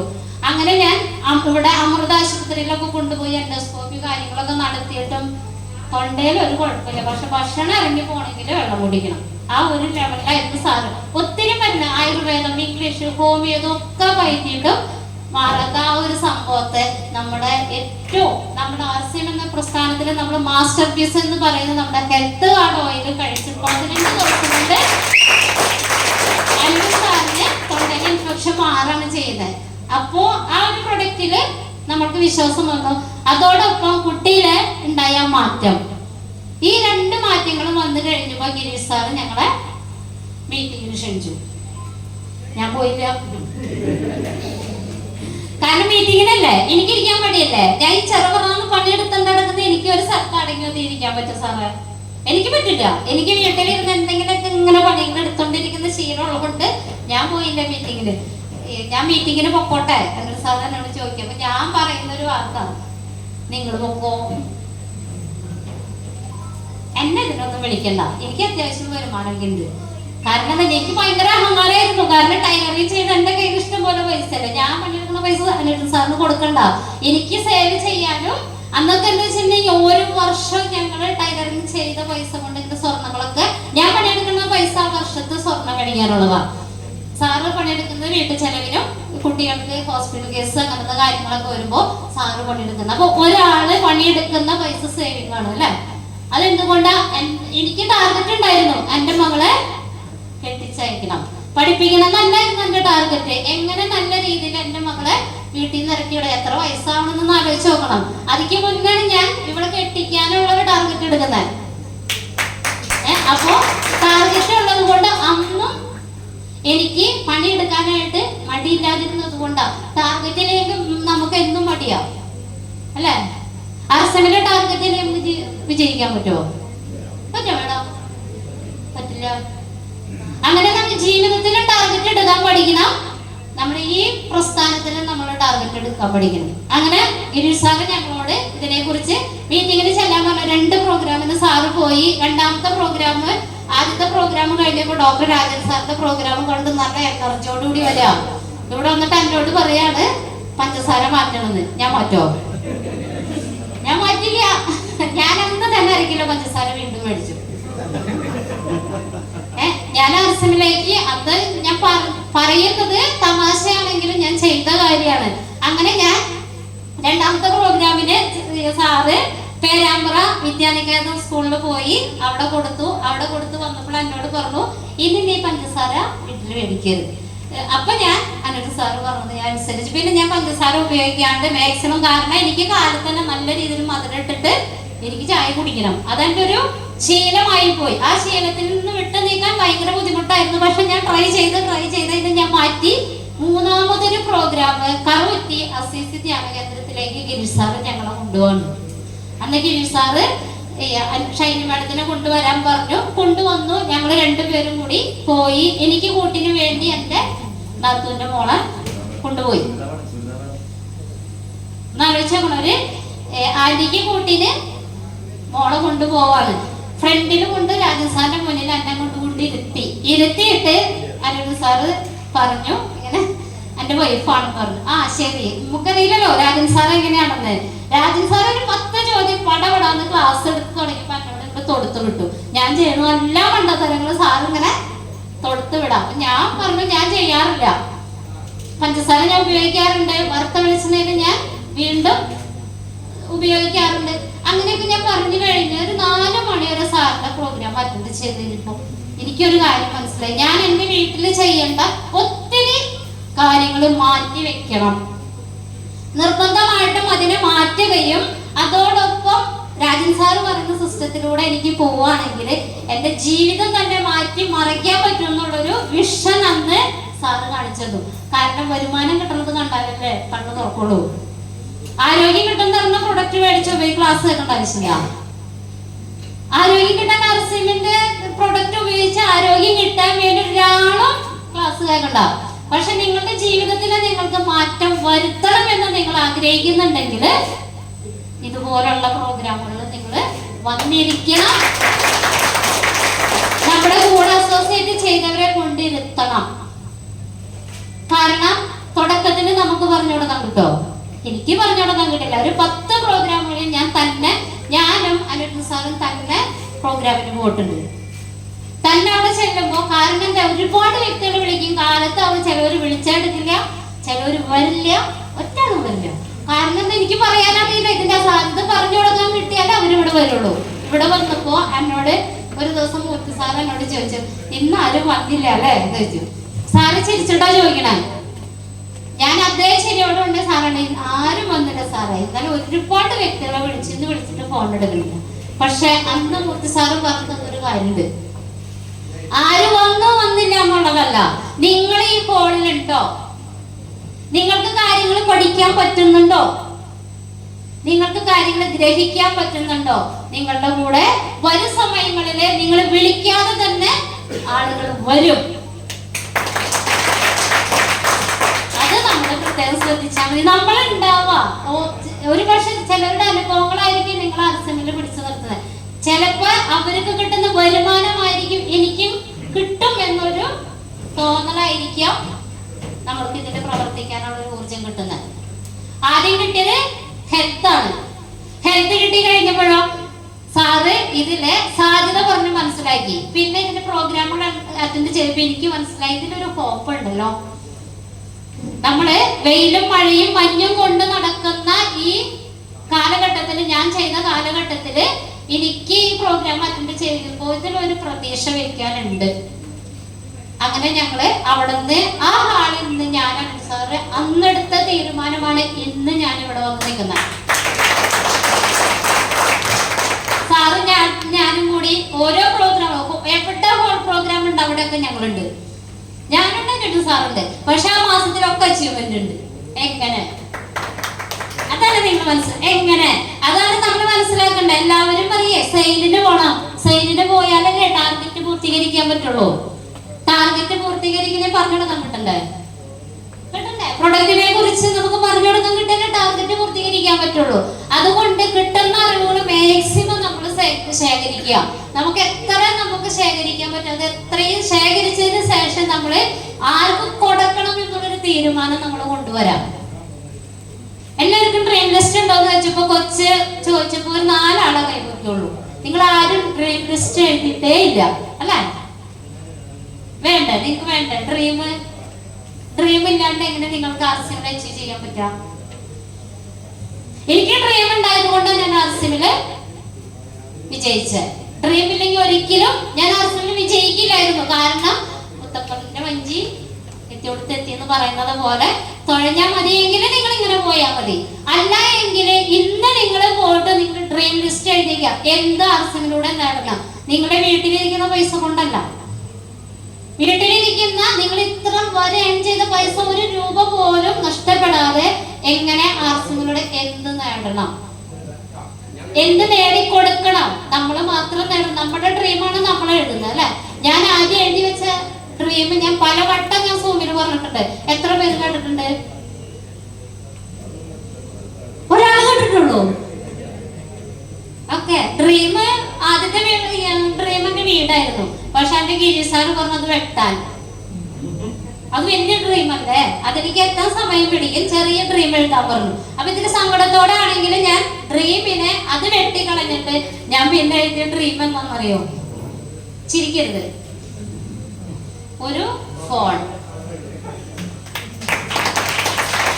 അന്ന് സത്യത്തിൽ ഞങ്ങളുടെ വീട്ടിൽ ഐഫോൺ ഉണ്ട്. എല്ലാവരും ഇതുപോലത്തെ ഫോൺ തോണ്ടിക്കൊണ്ട് നടക്കുമ്പോ എനിക്ക് തോന്നണ്ടേ? അന്ന് ഞാൻ ആർസിമിലോട് മേടിച്ച ഇപ്പൊ ഫോൺ കാണാനും കൂടിയില്ല. കാരണം വെച്ചാൽ നോക്കിയ ഫോണാണ്. നോക്കിയ കാണോ? മനസ്സിലാവണ്ട. അന്ന് എന്റെ ആദ്യത്തെ ഡ്രീം സ്വന്തമായിട്ടൊരു ഫോണായിരുന്നു. അത് അച്ചീവ് ചെയ്യാൻ അധികമൊന്നും വേണ്ടി വന്നില്ല. കാരണം എന്താ, ഒക്ടോബറിൽ ഞാൻ ഇതിലേക്ക് വന്നു. 2 മാസം കുഴപ്പമില്ലാത്ത രീതിയിൽ ഞങ്ങളെ വീട്ടിലേക്ക് 2000 രൂപയുടെ, അതും നിങ്ങൾ കൃത്യമായി മനസ്സിലാക്കുക. ആർസിമിലെ നമ്മൾക്ക് ആകെ ഇൻവെസ്റ്റ്മെന്റ് വരുന്നത് നമ്മൾ ജോയിൻ ചെയ്യുമ്പോൾ എടുക്കുന്നത് 2000 രൂപയുടെ പ്രൊഡക്റ്റ് മതി. എല്ലാവരും പറയുന്ന ഒരു കാര്യമുണ്ട്, എന്താ പറയാ, പൈസ ആവട്ടെ ആർസിമിൽ പറഞ്ഞ അല്ലേ? പൈസ ആയിട്ട് ആർസിമിൽ ഇറങ്ങാല്ലേ, പൈസ ഏൺ ചെയ്യാൻ ആർസിമിലേക്ക് നിങ്ങൾ ഇറങ്ങി. അല്ലാതെ പൈസ ഒരിക്കലും നിങ്ങളെ ഇതിലേക്ക് കൊണ്ടുവന്ന് നിങ്ങൾ ഒരിക്കലും 2000 രൂപയുടെ പ്രൊഡക്റ്റ് എടുത്തുകൊണ്ട് ഞാൻ ആർസിമിലേക്ക് കടന്നു വന്ന ആളാണ്. ആ 2000 രൂപയുടെ പ്രൊഡക്റ്റ്, ആദ്യത്തെ പ്രൊഡക്റ്റ് ഞങ്ങൾ ഉപയോഗിച്ചു. വീണ്ടും ഞങ്ങള് എടുത്ത പ്രൊഡക്റ്റുകൾ ഞങ്ങള് വീടാന്തരം ഞാൻ അനുജസാനും കൂടി കൊണ്ട് കൊടുത്തുകൊണ്ട് ഞങ്ങള് ഇതിലേക്ക് വരാൻ തുടങ്ങി. 2 മാസം കുറേശ്ശെ സെയിൽ, കാരണം തുടക്കല്ലേ, ആര് പറഞ്ഞാലും വിശ്വസിക്കില്ലല്ലോ. അവന്റെ മോന്റെ ഒരു ആർസിയം, അവളുടെ ഒരു ആർസിയം. എന്താ ആർസിയം? എനിക്ക് പറഞ്ഞു കൊടുക്കാൻ കിട്ടില്ല. കാരണം എന്താ, റൈറ്റ് കൺസെപ്റ്റ് മാർക്കറ്റിംഗ് ആണെന്ന് പറഞ്ഞു കൊടുക്കാനുള്ള അറിവ് അന്നില്ല. അതുകൊണ്ട് തന്നെ 1 മാസം 1 ക്ലാസ്, കരുത്തിന് കിട്ടുന്ന 1 ക്ലാസ് ആണ് 1 മാസത്തേക്കുള്ള അറിവ്. ഇപ്പോഴാ സൂമിന് പ്രോഗ്രാം, എത്ര പ്രോഗ്രാം സൂമിലുണ്ട് അല്ലെ? 3 പ്രോഗ്രാം സൂമിൽ വരുന്നുണ്ട്. ആരൊക്കെ കേൾക്കാറുണ്ട്? കണ്ടോ, കൈ വന്നോ നോക്കിയേ. സൂമിന് പ്രോഗ്രാം, ഫിസിക്കലി പ്രോഗ്രാം എത്ര വേണോ അത്രയും ഫിസിക്കലി പ്രോഗ്രാം തരാനുള്ള അത്രയ്ക്കും ടാലന്റ് ആയിട്ടുള്ള ലീഡേഴ്സ് നമ്മുടെ കൂടെ ഉണ്ട്. ഞാൻ അന്ന് വരുമ്പോൾ ഒരു ഡോക്ടർ രാജൻ സാറും അന്ന് ഗിരീഷ് സാറും പഠിച്ചു വരുന്നുള്ളൂ. പക്ഷെ ആ അറിവ് വെച്ചുകൊണ്ട് അദ്ദേഹം ഞങ്ങൾ ഓരോ കാര്യങ്ങൾ പഠിപ്പിക്കുമ്പോൾ ഞാൻ ചിന്തിക്കാറുണ്ട്, ഈ സാറ് ഞാനൊക്കെ അർസമിലേക്ക് വന്നിട്ട് അധികം നാളായിട്ടില്ല. സാറ് വന്ന് ഏകദേശം ഒരു 6 മാസം കഴിഞ്ഞപ്പോഴാണ് ഞങ്ങൾ അർസമിലേക്ക് എൻട്രി ആവുന്നത്. അതിനുശേഷം 2 മാസം കഴിഞ്ഞപ്പോഴാണ് ഞങ്ങൾ അർസമിൽ ആക്റ്റീവ് ആവുന്നത്. അപ്പൊ നമ്മുടെ പ്രോഗ്രാമുകൾ കൂടുതൽ ഫോക്കസ് ചെയ്ത് അതിനെ നമ്മൾക്ക് എങ്ങനെ പഠിച്ചെടുക്കാന്ന് നമ്മൾക്ക് നോക്കാം. നമ്മൾ വിചാരിക്കും ഇതിന് ഒരുപാട് പഠിപ്പ് വേണം. പഠിപ്പ് 10 ഗുസ്തി കൊണ്ട് നടക്കുന്നത് എനിക്ക് അർസൻ ചെയ്യാന്ന് നിങ്ങൾക്ക് ചെയ്തുകൂടാ. കാരണം എന്താ, ഇതിന് 10 ഗുസ്തിയോ ഡിഗ്രി ഒന്നുമില്ല. നമ്മുടെ അർസനെ എങ്ങനെ മനസ്സിലാക്കുന്നു, നമ്മുടെ പ്രൊഡക്റ്റിൽ എത്ര കണ്ട് നമ്മൾ യൂസ് ചെയ്യുന്നു. മാഡം പറഞ്ഞൊരു കാര്യം, നമ്മൾ യൂസ് ചെയ്ത് നമുക്ക് പറയാൻ ഒരു ബുദ്ധിമുട്ടില്ല. ഈ പ്രൊഡക്റ്റിനെ മറ്റുള്ളവരിലേക്ക് പരിചയപ്പെടുത്താൻ ഒരു ബുദ്ധിമുട്ട് എനിക്ക് ഇന്ന് വരെ തോന്നിയിട്ടില്ല. ഞാൻ ഇപ്പോഴും സൈഡിൽ പോവാറുണ്ട്. ഒരു ദിവസം ഒഴിവ് കിട്ടിയാൽ ഞാൻ സൈഡിൽ പോവാറുണ്ട്. സൈഡിൽ പോയി ഞാൻ ഫോൺ നമ്പറുകൾ കളക്ട് ചെയ്യും. എന്തിനാ ഫോൺ നമ്പർ കളക്ട് ചെയ്യണം? നമ്മള് ചില ലീഡേഴ്സ് ഇങ്ങനെ വീടുകളിൽ ചെല്ലുമ്പോൾ ചിലർ പറയും, ഞങ്ങൾ ഇങ്ങോട്ട് വിളിക്കരുത് കേട്ടോ, ഞങ്ങൾ അങ്ങോട്ട് വിളിക്കാം. ഓ ആയിക്കോട്ടെ പറയും. പക്ഷെ അവര് 3-4 മാസമൊക്കെ കഴിയുമ്പോൾ അവരുടെ ഒരു കോള് വരാം. അവരുടെ കോള് വന്നു കഴിഞ്ഞാൽ ആ പ്രൊഡക്റ്റ് നിർബന്ധമായിട്ട് MRP നമുക്ക് അവിടെ കൊടുക്കാൻ ഒരു മടിയും നമ്മൾ വിചാരിക്കണ്ട. അങ്ങനെ ഒരു അനുഭവം ഇതിപ്പോ ഈ കഴിഞ്ഞ ആഴ്ചയിൽ എനിക്ക് ഉണ്ടായതാ. കിസോളിന്റെ പ്രോഗ്രാം അറ്റൻഡ് ചെയ്ത് രേഖമത്തിന്റെ പ്രോഗ്രാം ടാർഗറ്റ് ഉണ്ടല്ലോ, അങ്ങനെ ഞാൻ ടാർഗറ്റ് ചെയ്യാൻ വേണ്ടിട്ട് സെയിലിന് പോയപ്പോ ഞാൻ പ്രൊഡക്റ്റ് ഒക്കെ പരിചയപ്പെടുത്തു. അന്നൊരു ഗ്ലോബൽ മാഡം എൻ്റെ എടുത്തു. ന്യൂട്രി ചാർജ് വുമണിനെ കുറിച്ച് ഞാൻ പറഞ്ഞു, പീരീഡ് സംബന്ധമായിട്ട് വിഷയങ്ങൾക്ക് നല്ലതാണെന്ന് പറഞ്ഞു. ആ മാഡത്തിന് അതുണ്ടായിരുന്നു. അന്ന് ആ മാഡം എന്നോട് തർക്കിച്ചു. എൻ്റെ അതിന് അടങ്ങിയിരിക്കുന്ന 5 ഫ്രൂട്ട്സിന്റെ പേര് പറഞ്ഞിട്ട് പറഞ്ഞു, ആ ഫ്രൂട്ട്സ് ഒക്കെ എൻ്റെ ഫ്രിഡ്ജിൽ ഇരിപ്പുണ്ടെന്ന് പറഞ്ഞു. പക്ഷെ 4 മാസം കഴിഞ്ഞപ്പോ ഈ കഴിഞ്ഞ ആഴ്ചയിൽ എന്നെ വിളിച്ചിട്ട് പറയാ, മാഡം അന്ന് പറഞ്ഞ ടാബ്ലറ്റ് എനിക്ക് തരൂ, മാഡം കൊണ്ടുതരൂ, നമ്മളെ കൊണ്ട് ശല്യം ചെയ്യണ്ട, അവർക്ക് ആവശ്യമാകുമ്പോ. കാരണം നമ്മൾ ഫോൺ നമ്പർ കളക്ട് ചെയ്ത് നമ്മുടെ ഫോൺ നമ്പർ അവിടെ കൊടുത്തിട്ട് പോരുമ്പോ നമ്മൾക്ക് അവിടെ ഒരു പിടിവള്ളിയായി. അവര് പിന്നെ എങ്ങും പോവില്ല. ആരും വന്ന് എന്തൊക്കെ കുസ്തി പറഞ്ഞാലും ആ ചേച്ചി ഒന്ന് വന്നിട്ടുണ്ടായിരുന്നു. നമ്മൾ ആരാണെന്ന് എന്താണെന്ന് അറിഞ്ഞിട്ടല്ല ഇവിടെ നിന്ന് പ്രൊഡക്റ്റ് മേടിക്കുന്നത്. നമുക്ക് MRP കൊടുത്തൂടെ? ഞാനൊരു വുമൺ ടാബ്ലറ്റ് കൊണ്ടുപോയപ്പോ ഞാൻ 2 പാഡും കൈപിടിച്ചു. എന്നെ പറഞ്ഞു, ഇത് വേണം ഉപയോഗിക്കും. ഇത് 3 MRP കൊടുത്തിട്ട് ഒരു 10 രൂപയുടെ ചായപ്പൊടി ഞാൻ ഫ്രീ കൊടുത്തിട്ട് പറഞ്ഞു, ചായ കുടിച്ചിട്ട് റിസൾട്ട് പറയുള്ളൂ. വുമൺ ടാബ്ലറ്റ് കഴിച്ചിട്ട് റിസൾട്ട് പറയാൻ ഞാൻ പറഞ്ഞില്ല. ചായ അത് ഫ്രീ കൊടുക്കുന്നതല്ലേ, ചായ കഴിച്ചിട്ട് റിസൾട്ട് പറയാൻ പറഞ്ഞു. കാരണം എന്താ, ആ 10 രൂപ എൻ്റെ അല്ലേ പോയേ. അപ്പൊ എനിക്ക് റിസൾട്ട് അറിയണ്ടേ. അപ്പൊ അതുകൊണ്ട് ഞാൻ ആ മാഡത്തിനോട് അങ്ങനെ പറഞ്ഞു, ഞാൻ വിളിക്കാണ്ടോ മാഡം എന്ന് പറഞ്ഞു. അങ്ങനെ നമ്മൾ മടി കൂടാതെ നമ്മുടെ പ്രൊഡക്റ്റ് വീടാന്തരം നിങ്ങൾ കൊണ്ടുപോ. ഞാൻ അനിത സാർ അത് ചെയ്യാം. തുടക്ക കാലങ്ങളിൽ എനിക്ക് ഒരു 50 ചേച്ചിമാരായിട്ട് കൂട്ടുണ്ട് തൊഴിലുറപ്പില്. എന്റെ ആണോ അവരുടെ ആണോ എന്ന് അറിയില്ല. കഷ്ടകാലത്തിന് ഒരൊറ്റ ആളെന്നെ കൂടെ ജോയിൻ ചെയ്തത്. പക്ഷെ തുടക്കത്തില് എനിക്ക് പ്രൊഡക്റ്റ് വിൽക്കാനുള്ളൊരു കച്ചിത്തരമായിരുന്നു അവരെല്ലാവരും. അതുകൊണ്ട് ഇന്ന് ഞങ്ങളുടെ പ്രദേശത്ത് ഈ ഒരു ബിസിനസ് ഞങ്ങളുടെ ബിസിനസ്സാ, അനിരുദ്ധ സാറിന്റെ ബിസിനസ്സാ. ആര് ചെന്ന ആർസിമിനെ പുതിയൊരു ആളുകൾ ചെന്ന് ആരോട് ഇൻട്രൊഡ്യൂസ് ചെയ്താണ് അവർ പറയുന്നൊരു കാര്യമുണ്ട്. അനിരുദ്ധ സാറിന് അവിടെ ഉത്തമൻ എന്ന് പറഞ്ഞാൽ അറിഞ്ഞുള്ളൂ. ഇത് ഉത്തമൻ ഞങ്ങളുടെ ബിസിനസ് അല്ലേ. അതുകൊണ്ട് എന്തുണ്ടായിരുന്നല്ലേ, ഞാൻ ഞങ്ങളുടെ വീടിന്റെ അടുത്ത് ബിസിനസ് ഫോക്കസ് ചെയ്തില്ല. ആകെ 4 ജോയിനിങ് ഞങ്ങളുടെ ചുറ്റുവട്ടത്ത്, ആകെ 4 ജോയിനിങ് മാത്രമേ ഞങ്ങളുടെ വീടിന്റെ ഭാഗത്ത് ഉണ്ടായുള്ളൂ. കാരണം എന്തുകൊണ്ടാ? ഞങ്ങളുടെ ബിസിനസ് അല്ലേ, അവർക്ക് ഏറ്റെടുക്കാനായിട്ട് ഇഷ്ടമുള്ള കാര്യമൊന്നും ആയിരിക്കില്ല. അതുകൊണ്ട് ഞാൻ പറയുന്നു, ആരൊക്കെങ്കിലൊക്കെ വന്ന് അവിടെ ബിസിനസ് ബിൽഡ് ചെയ്യും, ആര് വന്ന് ബിൽഡ് ചെയ്താലും ഞാൻ സപ്പോർട്ട് ചെയ്യും. ഒരിക്കലും ഞാൻ എല്ലാവരോടും പറയുന്ന കാര്യം, എൻ്റെ വീടിൻ്റെ അടുത്ത് വന്ന് നിങ്ങൾ ബിസിനസ് ബിൽഡ് ചെയ്യും, ഞാൻ സപ്പോർട്ട് ചെയ്യാം. അവിടെ ചെന്ന് പ്രൊഡക്റ്റ് കൊടുക്കാൻ വീട്ടിൽ കയറുമ്പോഴേക്കും അവര് പറയുന്നൊരു കാര്യമുണ്ട്, അയ്യോ ഞങ്ങളുടെ ഷൈനുത്തുമ്പ നർസറിയിലുണ്ട്, ഞങ്ങൾ അവിടെ നിന്ന് പ്രൊഡക്റ്റ് മേടിക്കുന്നത്. സത്യം പറഞ്ഞാൽ ഒന്നും മേടിക്കില്ല. അങ്ങനെ ഞങ്ങൾക്ക് ഈ ഒരു പ്രസ്ഥാനത്തിലേക്ക് കടന്നു വന്നു കഴിഞ്ഞപ്പോ ഗിരീഷ് സാറ് ഞങ്ങൾക്ക് കമ്പനി കാണാനുള്ള ഒരു അവസരം ഒരുക്കി തന്നു. നമ്മുടെ ഏറ്റവും ലാസ്റ്റത്തെ ഒരു എന്താ പറയാ, ലീഡേഴ്സ് ആയിട്ട് നിങ്ങൾ സ്വയം അംഗീകരിക്കുന്നുവെങ്കിൽ നിങ്ങൾ ഒരു തവണയെങ്കിലും നിങ്ങൾ ആർസ്യം വേൾഡ് കണ്ടിരിക്കണം. എന്നിട്ട് നിങ്ങൾ ആർസ്യം ചെയ്യും. ഒരിക്കലും നിങ്ങൾ ആർസ്യം വിട്ടുപോകില്ല. ട്രെയിൻ ആയിക്കോട്ടെ, ഫ്ലൈറ്റിനായിക്കോട്ടെ, ബസ്സിനായിക്കോട്ടെ, എങ്ങനെയാ പോകാൻ പറ്റും അങ്ങനെയൊക്കെ പോയി നിങ്ങൾ ആർസ്യം വേൾഡ് സന്ദർശിച്ചിട്ട് പോരാ. ഞാൻ അത് കണ്ടതിന് ശേഷം ആർസ്യമിൽ ഉറച്ചു നിന്ന ആളാണ്. കാരണം അന്ന് ഞങ്ങൾ 35 പേരായിരുന്നു. അത് നമ്മുടെ പത്തനംതിട്ടയിലെ സന്തോഷ് സാറൊക്കെ ഉണ്ടായിരുന്നു, അന്ന് പിന്നെ സുജി സാർ ഉണ്ടായിരുന്നു. അപ്പൊ അങ്ങനെയൊക്കെ വന്നപ്പോ സാറൊക്കെ ആയിട്ട് ഞങ്ങൾക്ക് നല്ല രീതിയിൽ ബന്ധത്തിലേക്ക് വരാനായിട്ട് പറ്റി. കാരണം ഇവിടെ കിടക്കുന്ന സുജി സാറിന് ഞങ്ങൾ അറിയോ, ആർസ്യമിൽ വന്നത് കൊണ്ടല്ലേ കോഴിക്കോട്ടത്ത് സുജി സാറാണെന്നും സാറൊക്കെയാണ് ഇവിടെ ആർസ്യം ബിൽഡ് ചെയ്തതെന്നൊക്കെ നമുക്ക് മനസ്സിലായേ.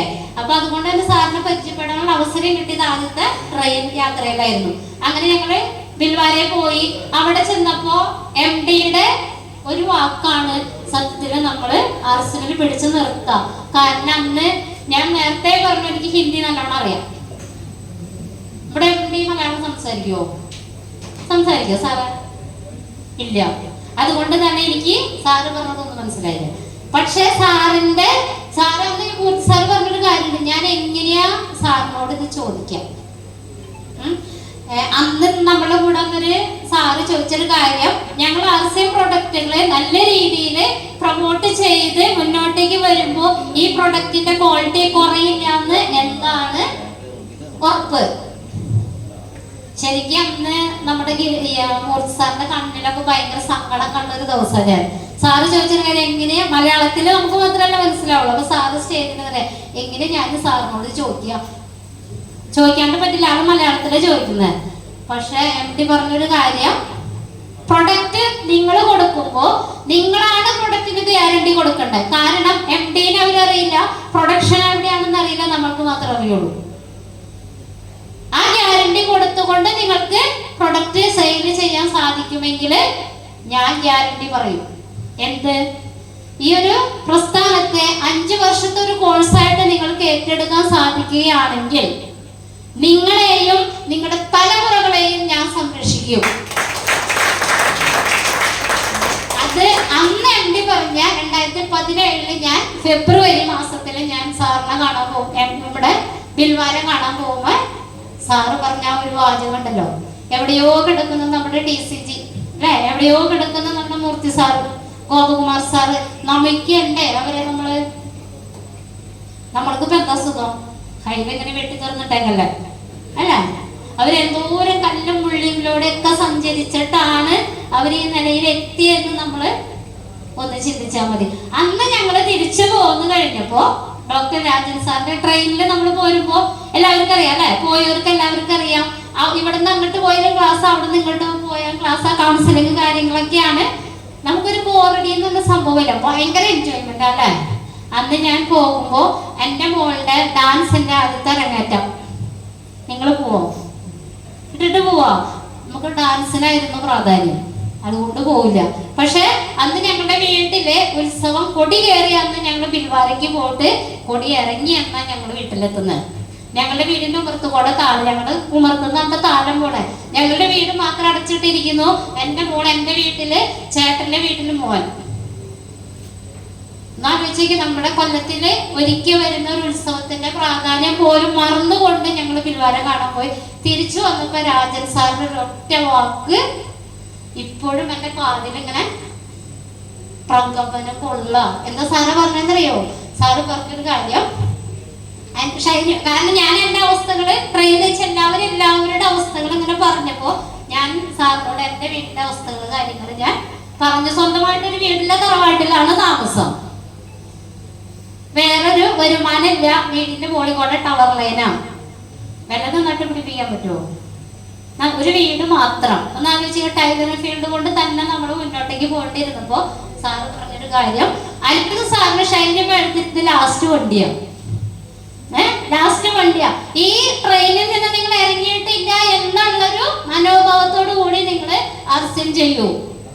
സ്റ്റോപ്പ് തെറ്റി ഇറങ്ങിയാൽ തീർന്നു. ഞാനിപ്പോഴും ഇറങ്ങിയിട്ടില്ല ട്രെയിനിൽ, ഞാൻ ഇറങ്ങാനോട്ട് ഉദ്ദേശിച്ചിട്ടില്ല. അപ്പോ നമ്മുടെ ഗുരുക്കന്മാര് നമ്മൾക്ക് എന്തെങ്കിലും മന്ത്രങ്ങൾ തരുന്നുണ്ടെങ്കിൽ നമ്മൾ വിജയിക്കാൻ വേണ്ടിട്ടാ. അങ്ങനെ ഞങ്ങൾ അവിടെ നിന്ന് വന്ന ഉടനെ ഞാൻ ചെയ്ത കാര്യം എന്താണെന്ന് അറിയോ?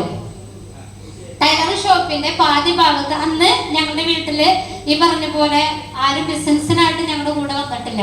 അങ്ങനെ ഞാൻ അവിടെ തൊട്ടടുത്ത വീട്ടിൽ, എന്റെ വീട്ടിൽ 4 ആള് വന്നിരിക്കാൻ സ്ഥലമില്ല, കൊച്ചൊരു വീടാണ്. ഞാൻ കാണിച്ചായിരുന്നു, ഈ സൂമിലൊന്ന് കാണിച്ചായിരുന്നു. നിങ്ങൾക്ക് കാണണമെന്ന് ആഗ്രഹം ഉണ്ടെന്നുണ്ടെങ്കിൽ ആസിയ മൾട്ടിവേറ്റ് മലയാളത്തില് പോയിട്ട് അശ്വിൻ ഓയിൽ പറഞ്ഞ ഒരു കുട്ടിയുടെ പ്രോഗ്രാം കൊടുക്കുന്നുണ്ട്. അത് കുറച്ചു നേരം നിങ്ങൾ മനസ്സിരുത്തി ഒന്ന് കാണാം. എന്റെ മോന്റെ എല്ലാതും അതിലുണ്ട്. അതില് അവൻ അർസമിലേക്ക് വന്നിട്ടുണ്ടായ കാര്യങ്ങളോ ഞങ്ങളുടെ ഭൂതകാലങ്ങളൊക്കെ അതിൽ കിടക്കുന്നുണ്ട്. അപ്പൊ വേണമെങ്കിൽ നിങ്ങൾക്ക് മനസ്സിലാക്കണമെങ്കിൽ അതൊന്ന് കയറി കേൾക്കാം അല്ലെ സുരവ് സാറ്? അപ്പോ അതാവുമ്പോ നിങ്ങൾക്ക് മനസ്സിലാവും ആ കുട്ടിയുടെ മനസ്സിൽ എത്ര തീ ഉണ്ടായിരുന്നു, ഇനി ജീവിതത്തിൽ മുന്നോട്ടേക്ക് പോകാനായിട്ട് എത്ര തീ ഉണ്ടെന്നുള്ളതും നിങ്ങൾക്ക് മനസ്സിലാവും. അതിന് ഞാൻ ബിൽവാനയിൽ ഇവിടേക്ക് വന്നതിന് ശേഷം ഞാൻ ചെയ്ത എന്താ പറയാ, സാറിനോട് ഞാൻ പറഞ്ഞു സബ് സെന്റർ ആയിട്ട് നമുക്ക് തുടങ്ങാം. ഇപ്പൊ നമ്മളോട് എന്താ പറയാ, ഹോം ഷോപ്പ് തുടങ്ങാൻ പറയുന്നത് അല്ലെ?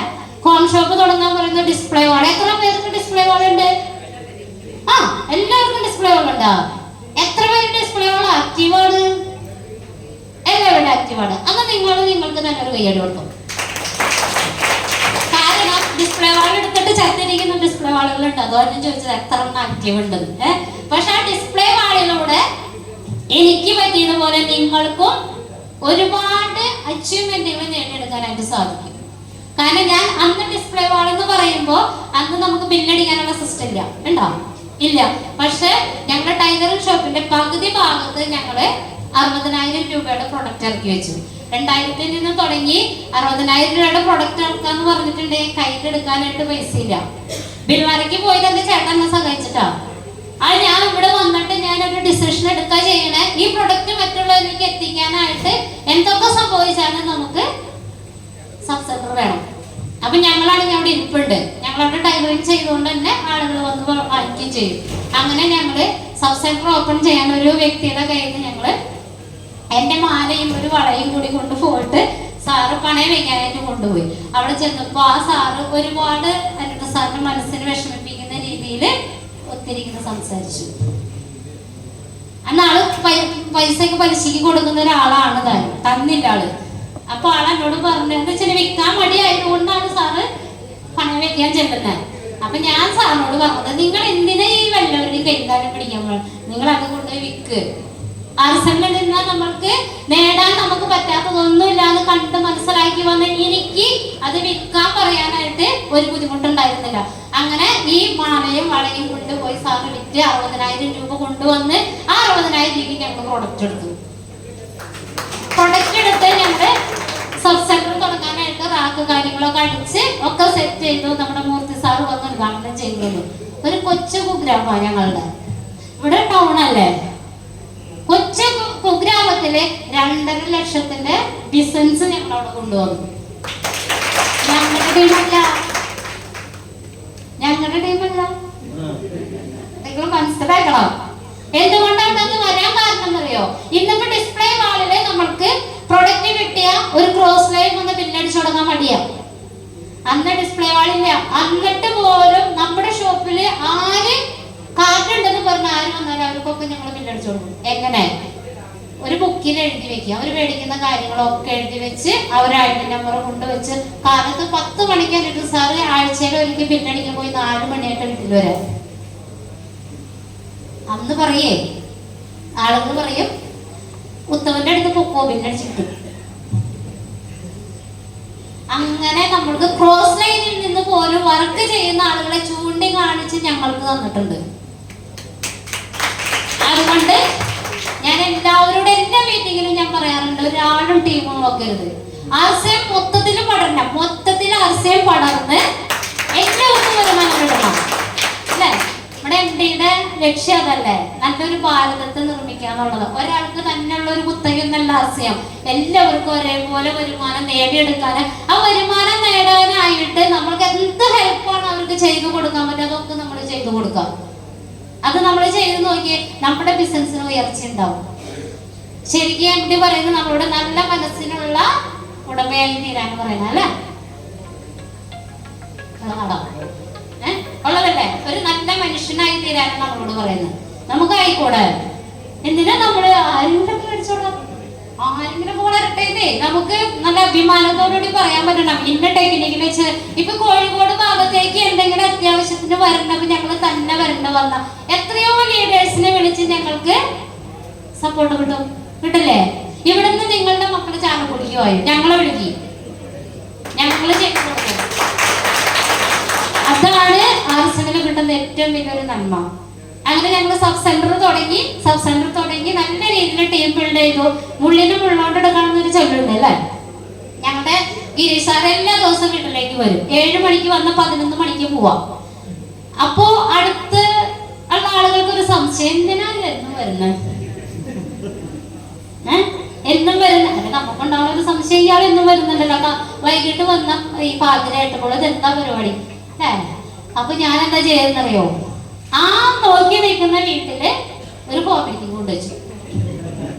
അവിടെ ചെന്ന് ഞാൻ പറഞ്ഞു, അടുത്ത ചേച്ചിയോടല്ല ഞാൻ സംസാരിച്ചു, ചേട്ടത്തിന് വെള്ളമടിക്കുന്ന കൂട്ടത്തില്ല. ചേട്ടനോട് പറഞ്ഞ, ചേട്ടാ ഞങ്ങൾ ഇങ്ങനെ ഒരു ബിസിനസ്സിലേക്ക് ഇറങ്ങിയിട്ടുണ്ട്, അതിന്റെ ഒരു പ്രോഗ്രാം വെക്കണം. ഞങ്ങളുടെ വീട്ടിലിരിക്കാൻ സ്ഥലമില്ലല്ലോ. അവരുടെ ഇല്ലെങ്കിൽ വലിയ ഹാളൊക്കെ ആയിട്ടൊരു വീട്, നല്ല പറ്റാ ചേട്ടന്. അപ്പൊ ആ ചേട്ടനോട് അതിന്റെ ശൈലി നീ ഇവിടെ വെച്ചോളൂ. ഞങ്ങള് 25 പേരെ വിളിച്ച് അവരുടെ വീട്ടിൽ ഞങ്ങൾ ഹോം മീറ്റിംഗ് നടത്തി. ഈ ചേട്ടൻ വാതിലടച്ച് കുറ്റിയിട്ട് അവിടെ കിടന്നു. ആ ചേച്ചിയോടാ ചോദിച്ചെന്നുണ്ട് ഒരു പക്ഷെ അവിടെ കളനുണ്ടാവും. പക്ഷെ ഞാൻ ചോദിച്ചത് ചേട്ടനോടാ. അതുകൊണ്ട് തന്നെ ചേട്ടൻ അവിടെ ഭദ്രമായിട്ട് അവിടെ കിടന്നുറങ്ങി. ഗിരീഷ് സാർ വന്ന് അടിപൊളിയായിട്ട് അന്ന് ഹോം മീറ്റിംഗ് വന്നു. അതിൽ എനിക്ക് സെയിൽ ചെയ്യാൻ ആ വീട്ടിലെ ചേച്ചിന് കിട്ടി. അതിനുശേഷം ഞങ്ങളുടെ വീട്ടിൽ ആര് വന്നാലും പോയാലും ഒരു കുഴപ്പമില്ല, എത്ര സാറന്മാര് വന്നോട്ടെ, ആര് വന്നാലും നമ്മുടെ വീട്ടിലൊരു വിഷയമില്ലാത്ത രീതിയിൽ. കാരണം എന്താ, ഞാൻ ആ ചേച്ചിയുടെ മീറ്റിങ്ങിന് കൊണ്ടുപോകും. അപ്പൊ എന്താ ഈ പ്രസ്താവന ചേച്ചിക്ക് മനസ്സിലായി. ആ ചേച്ചിയുടെ മകൻ എന്റെ കൂടെ റോയൽറ്റി അച്ചീവറാ. നമുക്ക് അയലകത്തുള്ളവരെയും നമ്മുടെ ആളുകളെയും നമുക്ക് സംരക്ഷിക്കാൻ പറ്റുന്ന ഒരു പ്രസ്ഥാനം ഉണ്ടെങ്കിൽ ആർസിഎം മാത്രമേ ഉള്ളൂ. അങ്ങനെ ഞാൻ അവരുടെ വീട്ടിൽ പ്രോഗ്രാം, അങ്ങനെ ഒരു 4 ചേച്ചിമാർ എൻ്റെ കൂടെ സെയിലിന് വന്നു കഴിയുമ്പോൾ അതിനോടൊപ്പം ഞങ്ങളും സെയിൽ ചെയ്യും. അങ്ങനെ സെയിലിന് വന്നു കഴിഞ്ഞപ്പോൾ എന്തുണ്ടായി, അവര് ബസ്സിന് പോയി പ്രൊഡക്റ്റ് എടുത്തോണ്ട് വരണം. ഞങ്ങൾക്കന്ന് വണ്ടിയില്ല കേട്ടോ, ഞങ്ങൾക്ക് സൈക്കിൾ മാത്രമേ ഉള്ളൂ. അങ്ങനെ ഞങ്ങൾ സെയിലിന് പോകാൻ വേണ്ടിയിട്ട് സെക്കൻഡ് ഹാൻഡ് സ്കൂട്ടർ മേടിച്ച്, എൻ്റെ ആണെങ്കിൽ ടൂവീലറിന്റെ വർക്ക്ഷോപ്പ് ആയതുകൊണ്ട് വണ്ടി കിട്ടാൻ ബുദ്ധിമുട്ടുണ്ടായില്ല, അവൻ ഒപ്പിച്ച് തന്നു. അങ്ങനെ ഞങ്ങള് ടൂവീലറുമ്പോ ഞങ്ങൾക്ക് വണ്ടിയിൽ പോകാൻ പറ്റുന്ന തോന്നിയപ്പോ ഞങ്ങള് പ്രൊഡക്റ്റ് കൊണ്ടുവന്ന് അവർക്ക് സെയിൽ ചെയ്യാൻ വേണ്ടിയിട്ട് ഞാൻ സബ് സെന്റർ തുടങ്ങിയത്.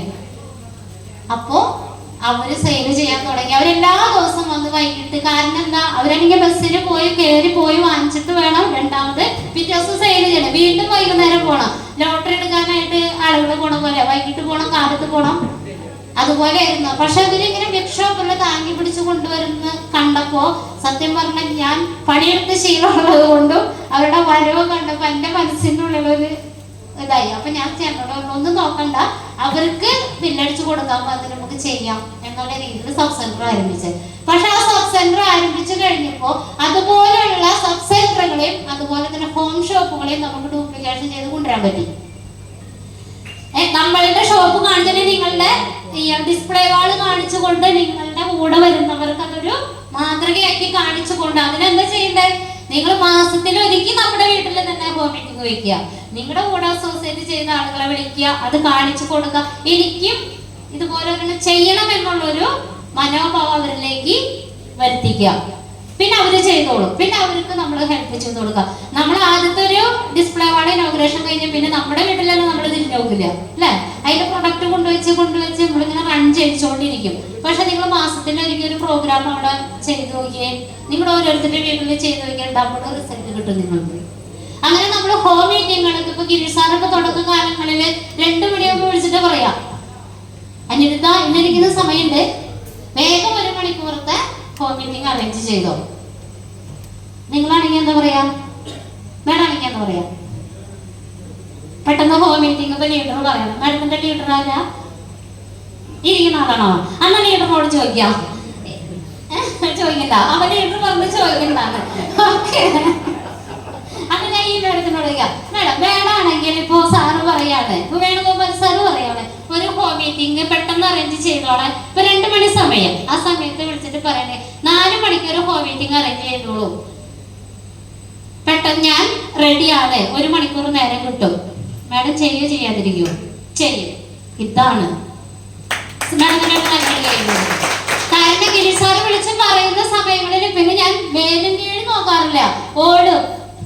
പ്രൊഡക്റ്റ് എന്റെ തന്നെ, ബോർഡ് എന്റെ തന്നെ, പെന്നും കാര്യങ്ങളൊക്കെ ആയിട്ട് സാറിന് എവിടെയാണോ വരുന്ന സ്പോട്ട് പറഞ്ഞു കൊടുക്കും. സാറ് അവിടെ വരും, ഹോം മീറ്റിംഗ് തരും. കാരണം എന്താ, എനിക്ക് ഹോം മീറ്റിംഗ് എടുക്കാൻ അറിയില്ല. അപ്പൊ സാറിന് കിട്ടുന്ന സമയം ഞാൻ യൂട്ടിലൈസ് ചെയ്യണ്ടേ. അപ്പൊ അതിന് വേണ്ടിയിട്ട് സാറിന് എത്ര കണ്ട് ഉപയോഗിക്കാൻ പറ്റുമോ അത്രയ്ക്ക് ഞാൻ ഉപയോഗിച്ചിട്ടുണ്ട്. എത്ര ഹോം മീറ്റിങ്ങുകളാണ് തുടക്കകാലങ്ങളിൽ, ശരിക്കും തുടക്കകാലങ്ങളിൽ തന്ന ഹോം മീറ്റിങ്ങിന്റെ റിസൾട്ട് എനിക്ക് കിട്ടുന്നത് ഇപ്പോഴാണ്.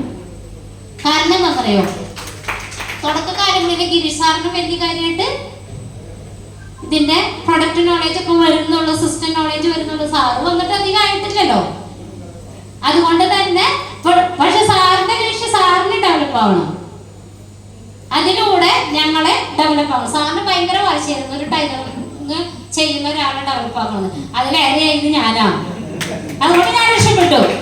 കാരണം സാറിന്റെ പെങ്ങളുടെ മകൻ ടൈലറിങ് ചെയ്യുന്നത് പറഞ്ഞിട്ട് അവർക്ക് മനസ്സിലായിട്ടും അവര് ചെയ്യാനായിട്ട് തയ്യാറായില്ല. അപ്പൊ സാറിന് ആ പരിസരത്ത് തന്നെയുള്ള ഒരാളെ, പാവപ്പെട്ട ഒരു കുടുംബത്തെ രക്ഷിക്കണം എന്നുള്ളൊരു ടാർഗറ്റ് സാറെടുത്തു. അതില് ടാർഗറ്റ് കിട്ടുന്നത് ഞങ്ങൾക്കായിരുന്നു. ഞാനെടുത്ത് സാറും പക്ഷെ കട്ടയ്ക്ക് നിൽക്കുന്നത് കൊണ്ട് ഞങ്ങൾക്ക് അതിന് പേടിയുണ്ടായില്ല. അങ്ങനെ ഞങ്ങള് ഹോം മീറ്റിങ്ങുകൾ ഇങ്ങനെ നടത്തി 2017 ഞങ്ങൾ വന്നു. 17 വന്ന് 17 ലാസ്റ്റ് ഡിസംബർ ആകുമ്പോഴേക്കും ഞങ്ങള് സ്റ്റാർ അച്ചീവറായി. ഇവിടെ ശ്രദ്ധിച്ചു നോക്കിയേ, 1 വർഷത്തിനുള്ളില് ബിഗിനർ, സ്റ്റാർട്ടർ, ഓപ്പണർ, അതുപോലെ തന്നെ ഈഗിള്, റണ്ണർ, വിന്നർ, സ്റ്റാർ. പറ്റുമോ നിങ്ങൾക്ക്? പറ്റുമോ മേഡം? പറ്റില്ലേ?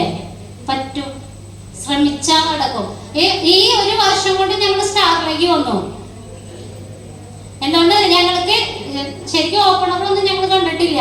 ഞങ്ങൾ സ്റ്റാർട്ടറിൽ നേരെ ഈഗിളിലേക്ക് അങ്ങനെ ഡബിള് ഞങ്ങളിത് ചെയ്തിട്ടാണ് ഞങ്ങൾ സ്റ്റാറിലേക്ക് ചെല്ലുന്നത്. കാരണം എന്തുകൊണ്ടാ? അത് പറയും, നമ്മള് ചാടി കടക്കാനായിട്ടുള്ള ധൈര്യം നമ്മൾ കാണിച്ചാൽ മതി. ചാടിക്കാനായിട്ട് നമ്മുടെ ലീഡർമാരുണ്ട്. അവര് പറയുന്ന പാതയിലൂടെ പോയി നമുക്ക് ചാടാൻ പറ്റും. സാറ് കറക്റ്റ് ആയിട്ട് നമുക്ക് പ്ലാൻ ചെയ്ത് തരും. ഇന്നെ പോലെ ചെയ്യണം, ഇത്ര ഹോം മീറ്റിംഗ് നടത്തണം, ഇന്ന ലെവലിലേക്ക് കൊണ്ടുവരണമെന്ന് പ്ലാൻ ചെയ്ത്, അതിനാണ് നമ്മള് 1-ാം തീയതി അല്ലെങ്കിൽ 5-ാം തീയതിക്കുള്ളിൽ മെന്ററിനെ പോയി കാണണം പറയണേ. ഇവിടെ ആരെങ്കിലും പോവാറുണ്ടാ? മെന്ററിനെ കാണാൻ പോവാറുണ്ടോ? നിങ്ങൾക്ക് മെന്റർ ഉണ്ടാ? ഇല്ല, ഒരാളെ പോവാറുള്ളൂ. ബാക്കിയുള്ളവരെന്താ പോകാത്തെ? നിങ്ങക്ക് വിജയിക്കില്ലേ? പോണ സുഹൃത്തുക്കളെ, ഞാൻ ഇന്നലെ പോയിട്ടാണ് ഞാൻ ഇവിടെ വന്നത്. എന്റെ സാറിനെ ജിഷ മാഡത്തിന് കാണാൻ പോയിട്ടാ. കാരണം എനിക്കിങ്ങനെ ഒരു അവസരം കിട്ടിയപ്പോ ഞാൻ ആദ്യം രാജൻ സാറിനോട് പറഞ്ഞു, 2ാമത് ഞാൻ ജിഷ മാഡത്തിനോട് വിളിച്ചു പറഞ്ഞു, 3ാമതാണ് ഞാൻ അഖില മാഡത്തിനോട് വിളിച്ചു പറയുന്നത്. അങ്ങനെ ഞാൻ 3 പേരോട് ഞാൻ ഇങ്ങനെ ഒരു അവസരം കിട്ടിയിട്ടുണ്ടെന്ന് പറഞ്ഞു. അപ്പൊ അവര് ഭയങ്കരമായിട്ട് എക്സൈറ്റ്മെന്റോടുകൂടി അവര് ഭയങ്കര മോട്ടിവേഷൻ കാര്യങ്ങൾ എനിക്ക് തന്നു. പക്ഷെ എനിക്കൊരു സമാധാനമില്ല സാറിന് നേരിട്ട് കാണാണ്ട്. ഞാൻ അങ്ങനെ ഇന്നലെ രജി സാറിനെയും കൂട്ടി ഇന്നലെ 11:30 ഞാൻ എന്റെ സാറിന്റെ അടുത്ത് പോയിട്ട് ഞാൻ എന്റെ വീട്ടിലേക്ക് 5 മണിയായതിന് എത്തിയ. എന്തിനാ ഇവിടെ സാറിന്റെ അടുത്ത് പോയി? നമ്മൾ നാട്ടു വർത്താനം പറയാനല്ല. നമ്മുടെ ആരാണോ നിങ്ങളുടെ മെന്റർ, ആരാണോ നിങ്ങളെ വിജയിപ്പിക്കാൻ ആഗ്രഹിക്കുന്നത്, അവരുടെ അടുത്ത് 1-ാം തീയതി 5-ാം തീയതിക്കുള്ളിൽ നിങ്ങൾ പോയി ഇരുന്ന് ചോദിക്കി അങ്ങനെ എങ്ങനെ മുന്നോട്ടേക്ക് പോകണം. അങ്ങനെ മുന്നോട്ടേക്ക് നയിച്ചത് കൊണ്ടാണ് 1 വർഷം കൊണ്ട് ഞങ്ങൾ സ്റ്റാറായത്. അത് പോയി ഇരുന്നാൽ മാത്രം പോരാട്ടാ, അത് കിട്ടുന്നത് അങ്ങനെ തന്നെ നമ്മൾ ചെയ്യണം. അവിടെ ചെന്ന് നമ്മൾ കേട്ട് പോകുന്നിട്ട് കാര്യമില്ല. അതിനനുസരിച്ച് നമ്മൾ വർക്ക് ചെയ്യാനും കൂടി റെഡി ആയാൽ മാത്രമാണ് നമുക്ക് വിജയിക്കാൻ സാധിക്കുള്ളൂ. അങ്ങനെ ഞങ്ങള് 2017 കഴിഞ്ഞ് 18ലേക്ക് കടന്നപ്പോ 18 ഫസ്റ്റില് ഞങ്ങള് റോയൽറ്റി അച്ചീവറായി. റോയൽറ്റി അച്ചീവറിൽ നമുക്ക് 1.25 ലക്ഷം ബിസിനസ് ബി സൈഡ് സെൽഫും കൂടി വേണം അല്ലെ? എ സൈഡ് നമ്മുടെ ലീഡർമാരുടെ അല്ലേ? ആണോ? അല്ല.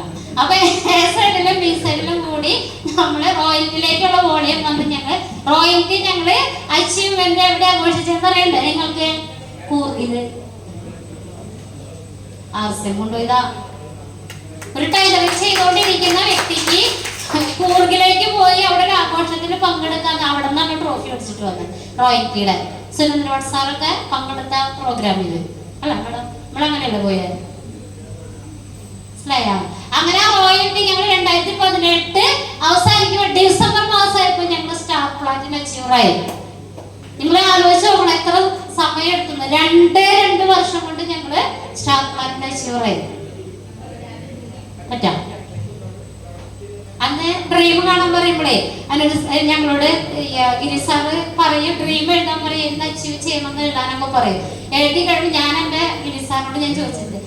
സാറ് പറയും 3 ഈ കയ്യിലും 3 ഈ കയ്യില്, 2 കയ്യിലും 3 ഇങ്ങനെ വന്ന് കഴിഞ്ഞിട്ടുണ്ടെങ്കിൽ നമ്മുടെ സ്റ്റാർ പ്ലാറ്റിനം അച്ചീവറായി 50,000 രൂപ നമ്മുടെ പോക്കറ്റില്. ഉറക്കം പോയില്ലേ? എങ്ങനെ ഇത് മേടിച്ചെടുത്തു വെച്ചാൽ ഉറക്കം പോയി എന്നുള്ളതാ. ഞാൻ സാറോട് ചെല്ലുമ്പോ എന്റെ സാർ ഇത് എങ്ങനെ വരും? 2 സൈഡിലും വരണ്ടല്ലോ. റോയൽറ്റി 4 സ്റ്റേജ് വരെ നമുക്ക് ഈക്വല് വേണ്ട, പക്ഷെ സ്റ്റാർ പ്ലാറ്റിനത്തിലേക്ക് നമ്മുടെ കഥ മാറല്ലേ? എങ്ങനെ എത്തും? അപ്പോൾ സാറ് എന്നോട് പറഞ്ഞൊരു കാര്യം, എത്തും മേഡം, ഇത് ബിസിനസ്സാ. എത്തി. ഞങ്ങള് 2018 സ്റ്റാർ പ്ലാറ്റിനം അച്ചീവ്മെന്റ് നേടി. ഞങ്ങൾ ട്രോഫി പറ്റും, നമുക്ക് പറ്റണ്ടേ? എങ്ങനെയാണ് പറ്റുക? നിങ്ങൾ ഒറ്റയ്ക്ക് കളയാതെ നിങ്ങളുടെ ഫാമിലിയുടെ കൂടെ കൂട്ട്. എന്ത് ജോലി അവർ ചെയ്തോട്ടെ. ഫാമിലി സപ്പോർട്ട് എന്ന് പറഞ്ഞാൽ എന്താ? ചേട്ടൻ ചെയ്താൽ കുഴപ്പമില്ല, പൊക്കോട്ടെ എന്നല്ല. എല്ലാവരുടെ വിചാരം എന്താണെന്നറിയോ? ചേട്ടൻ പോയിട്ടുണ്ടെങ്കിൽ പൊക്കോട്ടെ, തടസ്സമില്ല.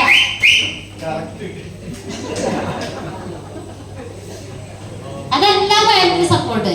അത് ഫാമിലി സപ്പോർട്ട് തന്നെ. കാരണം ഭാര്യയുടെ അനുവാദമില്ലാതെ ഭർത്താവ് ഒരു സ്ഥലത്തേക്ക് പോയി പാതിലേക്ക് കയറി വന്നു കഴിഞ്ഞ വീട്ടില് എന്താ കലമുണ്ടാക്കാൻ വേറെ വഴി ഒന്നും വേണ്ട. പക്ഷെ ചേട്ടൻ പൊക്കോട്ടെ, എപ്പോ വന്നാലും കുഴപ്പമില്ല എന്നുള്ളതല്ല. അവരുടെ ഒപ്പം കട്ടയ്ക്ക് നിൽക്കുക.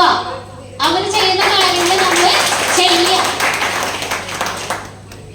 ഒപ്പം നിന്ന് ചെയ്യാം. കാരണം എന്താ? ഞാൻ എന്നിട്ട് സാർ ഒരു പ്രോഗ്രാമിന് പോകുന്നുണ്ടെങ്കിൽ സാറ് നിർത്തുന്നിടത്ത് ഞാൻ തുടങ്ങും. ആ മീറ്റിംഗിൽ ഒരു ഡ്രോപ്പ് ഔട്ട് വരാതെ നല്ല രീതിയിൽ നമുക്ക് അവസാനിപ്പിക്കണമെങ്കിൽ നമ്മൾ 2 പേരും ഒരു കണ്ണായിട്ട് നിൽക്കണം. 2 കണ്ണായിട്ട് നിൽക്കരുത്, ഒറ്റ കണ്ണായിട്ട് നമുക്ക് നിൽക്കാനായിട്ട് സാധിക്കണം. ആ ഒരു ചങ്കുറ്റ ആര് കാണിക്കണം? ആർസിമില് മെമ്പർഷിപ്പ് എടുത്ത് ഇതിലേക്ക് വിജയിക്കാൻ ഇറങ്ങിയിട്ടുണ്ടെങ്കിൽ അവരെടുത്തിരിക്കണം. ചങ്കുറ്റുള്ള ഒരു ആർസിഎം ബിസിനസ് എന്ന് പറഞ്ഞു കണ്ടിട്ടില്ലേ? ആരാ പറയാറ്? നമ്മുടെ സാർ പറയാറില്ലേ? ചങ്കുറപ്പുള്ളവർക്കാണ്. നമുക്ക് ചങ്കുറപ്പില്ലേ? ഇല്ലേ? ഉണ്ട്, എനിക്കുണ്ട്. കാരണം അത് പറയണ നമ്മൾക്ക് നമ്മുടെ കൂടെ വരുന്നവരെ സംരക്ഷിക്കുമെന്നുള്ളൊരു ഉറപ്പ് നമ്മൾ എടുത്താൽ മതി. അവരെ ഡെവലപ്പ് ആക്കാൻ നമുക്ക് എന്തിന്റെ ബുദ്ധിമുട്ട്? അവർക്ക് വേണ്ട പ്രോഗ്രാമുകൾ കൊടുക്കുക, അവർക്ക് വേണ്ട ഗൈഡ്ലൈൻ കൊടുക്കുക. 1-to-1 മീറ്റിംഗ് ആണെങ്കിൽ അത് ചെയ്യാനായിട്ടൊന്ന് അവരെ ഒന്ന് പ്രോത്സാഹനം കൊടുക്കുക. പിന്നെ ഒരുപാട് ഇപ്പൊ നമ്മുടെ ടീമിൽ ഇഷ്ടം പോലെ ടെർമിനേറ്റ് ഐഡികൾ ഉണ്ടാവും അല്ലെ? അവരൊക്കെ ഒന്ന് ഫോക്കസ് ചെയ്യാം. ടെർമിനേറ്റ് ഐഡി എന്തുകൊണ്ടാണ്? നമുക്ക് പറഞ്ഞു കൊടുക്കാൻ കിട്ടാത്ത അവസരത്തിൽ വന്ന ആളുകളാണ്. അതുകൊണ്ടാണ് ഇപ്പൊ ടെർമിനേറ്റ് ഐഡി എടുക്കുന്നത്. ഇപ്പൊ ചെന്ന് പറഞ്ഞ് എത്ര ബെനിഫിറ്റ് ഉണ്ടെന്നാണ് ആരും വരാത്ത. അതിലൊരു ഉദാഹരണം ഞാൻ പറയാം. മിനിഞ്ഞാന്ന് ഒരു ലേഡി, ഞാൻ ആർസമിലേക്ക്, ഞങ്ങളുടെ വീടിന്റെ ഭാഗത്താണ്, ആർസമിലേക്ക് കടന്നു വന്നപ്പോ ഐഡന്റിപ്പിച്ചതാ. അത് പ്രൊഡക്റ്റ് നിത്യം മേടിക്കുന്നുണ്ട്. കൺസിസ്റ്റൻസിയില് പ്രൊഡക്റ്റ് കിട്ടുന്ന കാര്യം ആൾക്ക് അറിയില്ലായിരുന്നു. അപ്പൊ ഞാനിങ്ങനെ ഓരോരുത്തരെ ലിസ്റ്റ് എടുത്ത് ഞാനിങ്ങനെ അവരുടെ ഐഡി ചെക്ക് ചെയ്ത് നോക്കിയപ്പോൾ ആൾക്ക് 203 രൂപയുടെ പ്രൊഡക്റ്റ് എടുക്കുന്നുണ്ട്. വൈകിട്ട് ഞങ്ങള് ആളെ വിളിച്ചു. ആൾക്ക് ജോലിയുണ്ട്, പാർട്ട് ടൈം ആയിട്ട് ചെയ്യാൻ പറ്റുള്ളൂ. 2 മക്കളാണ്, ഹസ്ബൻഡ് മരിച്ചു പോയി. അപ്പൊ ഞാൻ ഈ സാറിനെ വിളിക്കണേ, ഞാൻ അവിടെ ഇരിപ്പുണ്ട്. അപ്പൊ വിളിച്ചിങ്ങനെ സംസാരിച്ച് പ്രൊഡക്റ്റ് ഫ്രീ ഉണ്ട്, പോയി എടുക്കണം കേട്ടോ, OTP നമ്പർ കിട്ടണമെങ്കിൽ രജിസ്റ്റേർഡ് നമ്പർ കൊണ്ടുപോകണമെന്നൊക്കെ പറഞ്ഞ് അതിനെ മോട്ടിവേറ്റ് ചെയ്ത് കഴിഞ്ഞപ്പോ കോഴിക്കോട്ടത്തെ വണ്ടർ വേൾഡിലേക്ക് ഞാൻ വരുന്ന മെസ്സേജ് ഇട്ട് കൊടുത്തു. അത് വായിച്ചു കഴിഞ്ഞിട്ട് ആളെ എന്നോട് ചോദിക്കുക, ഈ മീറ്റിങ്ങിന് എനിക്ക് പങ്കെടുക്കാൻ പറ്റുമോ? അപ്പൊ ചേട്ടൻ പറഞ്ഞൊരു കാര്യം, മക്കള് രണ്ടാളും ജോലിയില്ല, മക്കളെ ഇതിലേക്ക് കൊണ്ടുവന്നാൽ നല്ല ഗുണം ചെയ്യും വേണമെന്ന് പറയാം. മക്കളൊന്നും വരില്ല ചേട്ടാ, ഞാൻ വന്നോട്ടെ. സീനിയർക്കുള്ള ഐഡിയ ആണ്. അപ്പൊ അവര് വന്നു കഴിഞ്ഞാൽ അവർക്ക് ഡെവലപ്പ് ആവാൻ ബുദ്ധിമുട്ടുണ്ടാവും. അവരെ നമ്മൾ സപ്പോർട്ട് ചെയ്താൽ പോരെ. അതുകൊണ്ട് മുന്നേ കിടക്കുന്ന ഐഡിയനെ നിങ്ങൾ ഒട്ടും കളയാതെ കൂടുതൽ ഫോക്കസ് ചെയ്തു. നിങ്ങൾ ഏത് ലെവൽ ഉദ്ദേശിക്കുന്ന ആ ലെവലിലേക്ക് എത്താനായിട്ട് നമുക്ക് ഒരു ബുദ്ധിമുട്ടുണ്ടാവില്ല. അങ്ങനെ നമ്മൾ നല്ല രീതിയിൽ മുന്നോട്ടേക്ക് പോകാനായിട്ട് ശ്രമിക്കാം. ഞാനൊക്കെ റോയൽറ്റിയിൽ ഇപ്പൊ സ്റ്റാർ പ്ലാറ്റിനം അച്ചീവ്മെന്റ് കഴിഞ്ഞിട്ട് പിന്നെ ഞങ്ങൾ 2019 കടക്കുമ്പോ പേളും സ്റ്റാർ പേളും ഞങ്ങള് 2019 അച്ചീവ് ചെയ്തു. പേളിന് എത്ര വോളിയം വേണം മേഡം? അറിയില്ല മേഡം, സോറി കേട്ടോ, ഇവിടെ ചോദിക്കാം. പേളിന് എത്ര വോളിയം വേണം? 5 10 ലക്ഷം വോളിയം വരണം അല്ലെ? പേള അച്ചീവ്മെന്റിന് 10 ലക്ഷം. സ്റ്റാർ പേളിന് എത്ര വോളിയം വേണം? 10 വോളിയം വേണം. അപ്പൊ 10 10,000 വേട്ടോ. 5 എന്ന് പറയാൻ 50,000 അല്ല, 10 എന്ന് പറയും 10,000 അല്ലെങ്കിൽ 15,000 ഒന്നല്ല, 10 ലക്ഷം വോളിയം വരണം. എങ്ങനെ നമ്മൾക്ക് ഒറ്റ വർഷം കൊണ്ട് 10 ലക്ഷം വോളിയത്തിലേക്ക് നമുക്ക് എത്താൻ പറ്റാം? എങ്ങനെ എത്താൻ പറ്റാം? ഒന്നുമില്ലെന്നേ, നമുക്ക് നമ്മുടെ കൂടവരൊന്ന് ചേർത്ത് നിർത്താൻ നമ്മൾ പഠിച്ചാൽ മതി. അവരെ ചേർത്ത് നിർത്തി അവരെ ഏത് അച്ചീവ്മെന്റിൽ എത്തിക്കണമെന്ന് മാത്രം നമ്മൾ നോക്കിയാൽ മതി. നമ്മുടെ കൂടെ എത്ര പേരെ എത്ര അച്ചീവ്മെന്റിൽ എത്തിക്കണം എന്ന് നമ്മൾ നോക്കിയാൽ മതി. അവരെ നമുക്ക് കൈപിടിച്ച് കൊണ്ടുപോയാൽ നമ്മുടെ വിജയം ഉറപ്പായില്ലേ? ഉറപ്പായില്ലേ? ഇതൊക്കെ നേടിക്കൊണ്ടിരിക്കുന്നതിന്റെ ഇടയ്ക്കാണ് ഞങ്ങളുടെ സ്വപ്നങ്ങൾ ഓരോന്ന് ഞങ്ങൾ ഇതിനെ പൂവടിച്ചോണ്ട് വരുന്നത്. ഞങ്ങള് സ്റ്റാർ കഴിഞ്ഞ് ഗോൾഡിലേക്ക് കടന്നപ്പോഴാണ് ഞങ്ങള് 2 വീലർ മാറ്റി. കാരണം എന്താ, സെക്കൻഡ് ഹാൻഡ് 2 വീലർ കൊണ്ട് പേഴക്കാപ്പള്ളി വരെ മൂവാറ്റുപുഴ വരെ ഞങ്ങൾ പോയി. തിരിച്ചു വന്നപ്പോ ഞങ്ങൾക്കൊരു പേടി, ഇനി ഞങ്ങൾ പോയി കഴിഞ്ഞാൽ ചിലപ്പോൾ എവിടെയെങ്കിലും പെടും. അങ്ങനെ ഞങ്ങള് ആ വണ്ടീനെ മാറ്റിയിട്ട് ഞങ്ങള് റോയറ്റിലേക്ക് വന്നു കഴിഞ്ഞപ്പോ വണ്ടി എടുത്താൽ TCG പൈസ അടയ്ക്കുന്ന എനിക്ക് ഉറപ്പായി. ഞങ്ങൾ വണ്ടി എടുത്തു. ഒറ്റ വർഷത്തിനുള്ളിൽ 2 വീലറിന് ഞങ്ങൾ കടം വീട്ടി. അതിനുശേഷമാണ് 2 വീലർ വീട്ടിൽ വന്നു. ആ സമയത്ത് ഞാൻ ഡ്രൈവിംഗ് പഠിക്കാൻ പോണേ. ഡ്രൈവിംഗ് പഠിക്കാൻ പോയിട്ട് ഞാൻ ഗ്രൗണ്ടിൽ ഡ്രൈവിംഗ് പഠിച്ചുകൊണ്ടിരിക്കുമ്പോൾ എന്നിട്ട് സാറ്, കാരണം ഞാൻ കാലത്ത് തന്നെ ഡ്രൈവിങ്ങിന് പോകും. കാരണം അതിന്റെ തൊട്ട് പുറത്താണ് വർഷങ്ങളായിട്ട് ഡ്രൈവിംഗ് നടക്കുന്ന സ്ഥലത്ത് ഹസ്ബൻഡ് വന്നിട്ട് വേണമായിരുന്നു എനിക്ക് ഡ്രൈവിംഗ് പഠിക്കാൻ. കാരണം എനിക്ക് അപ്പോഴും ധൈര്യം കിട്ടിയേ. കാരണം ഞാനൊരു സാധാരണക്കാരിയാണ്, എന്റെ മെന്റാലിറ്റി സാധാരണക്കാരുടെ ആയതുകൊണ്ട് തന്നെ ഇതൊന്നും എന്നെ കൊണ്ട് നടക്കില്ല എന്നുള്ളൊരു മെന്റാലിറ്റി എനിക്ക് ഉണ്ടായിരുന്നു. പക്ഷെ ഹസ്ബൻഡ് പ്രോഗ്രാമുകൾ അറ്റൻഡ് ചെയ്ത് എനിക്കിങ്ങനെ ധൈര്യം കൂടി വന്നപ്പോ ഞാൻ ആ മാഷിനോട് ചോദിച്ചേ, മാഷ് എനിക്ക് 2 വീലർ ഓടിക്കാൻ പറ്റുമോ എന്ന് ചോദിച്ചു. അപ്പൊ സാറ് എന്നോട് എന്റെ പൊന്ന് ഷൈനി ഇവിടെ കാണുന്നതല്ല, എന്തോരം ആളുകളെ വന്ന് പഠിച്ചിട്ട് പോണേ, ഷൈനിക്ക് വന്നൂടെ. അങ്ങനെ ഞാൻ വണ്ടി ഓടിക്കാൻ പോയി. അതിന് ഡ്രൈവിംഗ് കഴിഞ്ഞിട്ട് വീട്ടിലേക്ക് കയറി. അപ്പൊ കൂടുതൽ സമയം കിട്ടും. ചിന്തിക്ക് മറ്റുള്ളവരെ വരാനായിട്ട് സമയം പിടിക്കും. ഞാൻ കാറിൽ തന്നെ പോകും, സാറ് വരുമ്പോൾ തന്നെ പോകും. അപ്പൊ 1 മണിക്കൂർ എന്നുള്ള ചിലപ്പോൾ 1.5 മണിക്കൂറൊക്കെ കിട്ടും. അങ്ങനെ പെട്ടെന്ന് 2 വീലർ ഓടിക്കാനായിട്ട് പഠിച്ചു. അതിന്റെ ഇടയിൽ കാർ ഓടിക്കാൻ പഠിച്ചു. കാർ ഓടിച്ച് ലൈസൻസ് എടുക്കുന്നതിന് മുന്നാണ് എന്ത് സംഭവിക്കുന്നത്. അതിനോട് സാറ് എന്നോട് പറയണേ, നമുക്ക് ഈ കാർ മേടിച്ചാലോടി പത്രത്തിലൊരു പരസ്യം, ഞാൻ വിടോ? ഞാൻ പറഞ്ഞു അതിനെന്താന്ന് പറഞ്ഞു. അങ്ങനെ ഞാൻ എന്റെ ആങ്ങളെ വിളിച്ചു. അങ്ങനെ 2 വീലർ വർക്ക്ഷോപ്പാന്ന് ഞാൻ പറഞ്ഞില്ലേ, അവന് വണ്ടിയെ കുറിച്ച് അറിയാലോ.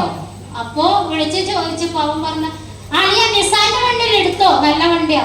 ആള് കൂടെ വരാന്ന് എന്നോട് പറഞ്ഞില്ല. ആദ്യമാണ് ഞെട്ടി, കളറോന്ന് വെച്ചപ്പോ പുതിയ കാറാണല്ലോ. അങ്ങനെ ഞങ്ങള് ഗിരീഷ് സാറിനോട് എന്ത് കാര്യം ചെയ്യുമ്പോഴും ഞങ്ങള് ഗിരീഷ് സാറിനോട് പറഞ്ഞിട്ടേ ഞങ്ങൾ ചെയ്യാറുള്ളൂ. സാറ് ഇങ്ങനെ ഒരു സംഭവം ഉണ്ട്, സാറ് ചെന്നൈക്ക് പോവാൻ നിക്കാം. അപ്പൊ സാറ് എന്നോട് പറഞ്ഞേ, ഇതെടുത്ത് തന്നിട്ടേ ഞാൻ പോവുള്ളൂ എന്ന് പറഞ്ഞു. അങ്ങനെ സാറ് ഞങ്ങളുടെ കൂടെ കാർ ബുക്ക് ചെയ്യാവുന്നു. അങ്ങനെ ഒരു സുപ്രഭാതത്തിന് മേടിച്ചതാ കാറ്. അതിന്റെ ലോൺ അടയ്ക്കുന്നത് TCG ആയിരുന്നു കേട്ടോ, ഞാനല്ല. അങ്ങനെ TCG ലോൺ അടച്ചു തുടങ്ങി. അപ്പോ എന്റെ വീട്ടില് എന്റെ അനിൽ സാറിന്റെ ചേട്ടൻ കാറ് കാണാൻ വന്നു. സന്തോഷമുണ്ടോ ദുഃഖമുണ്ടോ? അല്ലേ?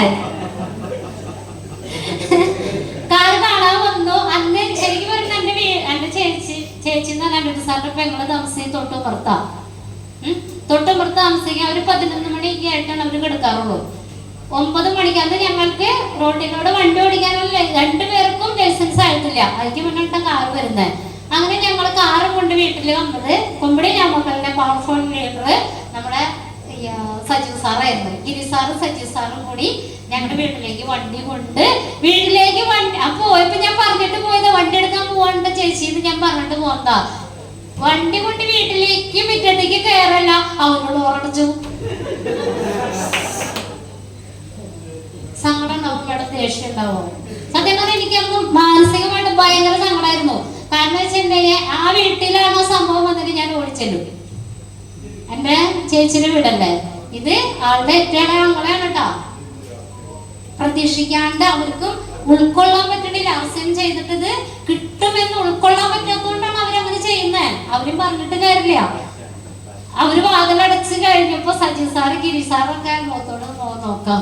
അപ്പൊ ഞാൻ പറഞ്ഞു ഒന്നുമില്ല പറഞ്ഞു.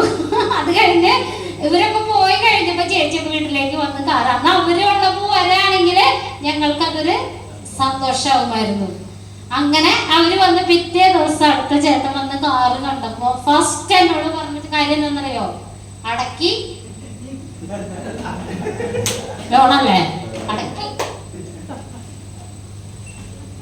ഞാൻ പറഞ്ഞു 2 വീലറിന്റെ കഴിഞ്ഞല്ലോ, ഇനിയിപ്പോ എങ്ങനെയാണ് അടച്ചു തുടങ്ങാം? വീടുന്നുള്ള പ്രതീക്ഷയിലാണ് എടുത്തത്. എനിക്ക് ഉറപ്പുണ്ട് DCG അടയ്ക്കുന്നത്. അങ്ങനെ ഞങ്ങള് കാറും കൊണ്ട് ഞങ്ങളിങ്ങനെ പോകുമ്പോ ഒരു വ്യക്തി പറയാണ് തവിടെണ്ണ വിറ്റിട്ട് തവിടെണ്ണ കമ്പനി കൊടുത്തതാണ് കാറ്. അത് ചിന്തിച്ചെങ്കിൽ അപ്പൊ ഞങ്ങള് പ്രതികരിച്ചത് എത്രേ ഉള്ളൂ, തവിടെണ്ണ വിറ്റാലും കാർ കിട്ടും, നിങ്ങൾക്കും അത് ബാധകമാണ്. ആ വ്യക്തിയോട് ഞങ്ങള് ചിരിച്ചുകൊണ്ടാണ് പ്രതികരിച്ചത്. ആ സമയങ്ങളിൽ ഞങ്ങള് പ്രോഗ്രാമുകളൊക്കെ ഒന്ന് പോകുമ്പോ ഒത്തിരി ആളുകൾ ഞങ്ങളെ കളിയാക്കായിരുന്നു. കാരണം ആർസിമിന്റെ മാഷ് പോണ്, ആർസിമിന്റെ ടീച്ചർ പോണ്. പക്ഷെ ഞങ്ങള് വായ കൊണ്ട് ഒരക്ഷരം അവരോട് ഞങ്ങൾ പ്രതികരിച്ചിട്ടില്ല. ഒരക്ഷരം ഇപ്പോഴും പ്രതികരിച്ചിട്ടില്ല. പക്ഷെ ഞങ്ങള് ഓരോ അച്ചീവ്മെന്റുകൾ നേടിക്കൊണ്ട് അവരെ ഇങ്ങനെ കാണിച്ചു കൊടുത്തുകൊണ്ട് ഞങ്ങൾ ഇരുന്നു. സാറ് ഞങ്ങളോട് പറഞ്ഞതാ, നിങ്ങൾ ആരും നെഗറ്റീവ് പറഞ്ഞാൽ ആരും നിങ്ങളെ ഇങ്ങനെ ശരിക്കും നമ്മുടെ വീട്ടിൽ നിന്ന് തന്നെ നമ്മൾക്ക് കൂടുതൽ പ്രകടനം കിട്ടാം. എന്റെ വീട്ടിൽ നിന്ന് കിട്ടിയിട്ടില്ല കേട്ടോ. എന്റെ അമ്മയ്ക്ക് എനിക്ക് കട്ട സപ്പോർട്ടായിരുന്നു. കാരണം ഈ പറഞ്ഞ പോലെ എന്റെ അമ്മക്ക് ആകെ ഒരു സന്തോഷം കിട്ടുന്നത് ഞങ്ങളുടെ ജീവിതത്തിലൂടെയാണ്. മക്കള് നല്ല രീതിയിൽ ജീവിക്കുമ്പോൾ ഉണ്ടാകുന്ന ഒരു സന്തോഷം മാത്രമേ എൻ്റെ അമ്മയ്ക്കുള്ളൂ. അതുകൊണ്ട് തന്നെ എനിക്ക് കിട്ടുന്ന എല്ലാ അച്ചീവ്മെന്റ് പ്രോഗ്രാമിനും എൻ്റെ അമ്മ നടുക്ക് നിന്ന് എൻ്റെ അമ്മ ട്രോഫി മേടിച്ചിരിക്കുന്നത്. അതുകൊണ്ട് എൻ്റെ അമ്മയ്ക്ക് ആവശ്യം മനസ്സിലായി. ഞാൻ ആർസനിലേക്ക് കടന്നു വരുമ്പോ ഇപ്പൊ ഞാൻ ഇന്ന് ഇവിടെ വന്നു കഴിയുമ്പോ ഇവിടെ സുരേഷ് സാറ് വേണുഗോപാൽ സാറൊക്കെ പറഞ്ഞിരുന്നത് കാരണം എന്താ, 7 വർഷം ഞാൻ ആർസനിലേക്ക് കടന്നു വന്നിട്ടായി. നമ്മുടെ ബന്ധുക്കാരെ വിളിക്കുമ്പോൾ വരില്ല എന്നൊരു ഉദാഹരണത്തിന് ഞാനിവിടെ കൊണ്ടിട്ടുണ്ട്. നിങ്ങളെ കാട്ടിൽ തന്നെ കൊണ്ടുവന്നതാ. എന്താണെന്നറിയോ, 7 വർഷം ഞാൻ ആർസനിലേക്ക് വന്നിട്ട് അതിനുശേഷം ഏറ്റവും കൂടുതൽ സീനിയോറിറ്റി ഉള്ള ഒരു വ്യക്തിയാണ് സന്ധ്യവളം വേണ്ടിയിട്ട് എന്റെ അനിരുദ്ധ സാറിന്റെ അനിയന്റെ ഭാര്യ. 7 വർഷത്തെ ഫോളപ്പിന് ശേഷം ഇപ്പൊ ആർസനിലേക്ക് വന്നിരിക്കുക.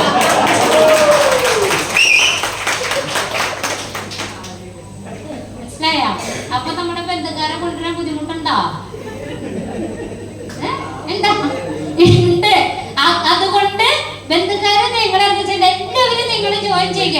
ഇവര് ഞങ്ങള് പറഞ്ഞ സമയത്ത് ഐഡിയ എടുത്തത് കൊണ്ട് പ്രൊഡക്റ്റ് ഇവർ ഉപയോഗിക്കുമായിരുന്നു. ഇവരുടെ വീട്ടിൽ ഒരു DHA ഉണ്ട്, പ്രൊഡക്റ്റ് അവർ ഉപയോഗിക്കുമായിരുന്നു. ആ DHA ബേബി ഉണ്ട്. അവന്റെ പുസ്തക കാര്യങ്ങളൊക്കെ കാണുമ്പോ ഇപ്പൊ ആള് പറയുന്നത് ആ DHAയുടെ പവറാണെന്ന് തോന്നണേന്ന്. മനസ്സിലാണ്? പ്രൊഡക്റ്റ് അവർ ഉപയോഗിക്കുമായിരുന്നു. അതുകൊണ്ട് തന്നെ ആദ്യമേ നമ്മുടെ ആൾക്കാർ സ്നേഹം നമ്മുടെ ആൾക്കാരോടല്ലേ. എനിക്ക് അങ്ങനെയായിരുന്നു. എന്റെ ചേച്ചി, എന്റെ അനിയത്തി, എന്റെ ആങ്ങള തന്നില്ല കേട്ടോ, അത് വേറൊരു കഥ.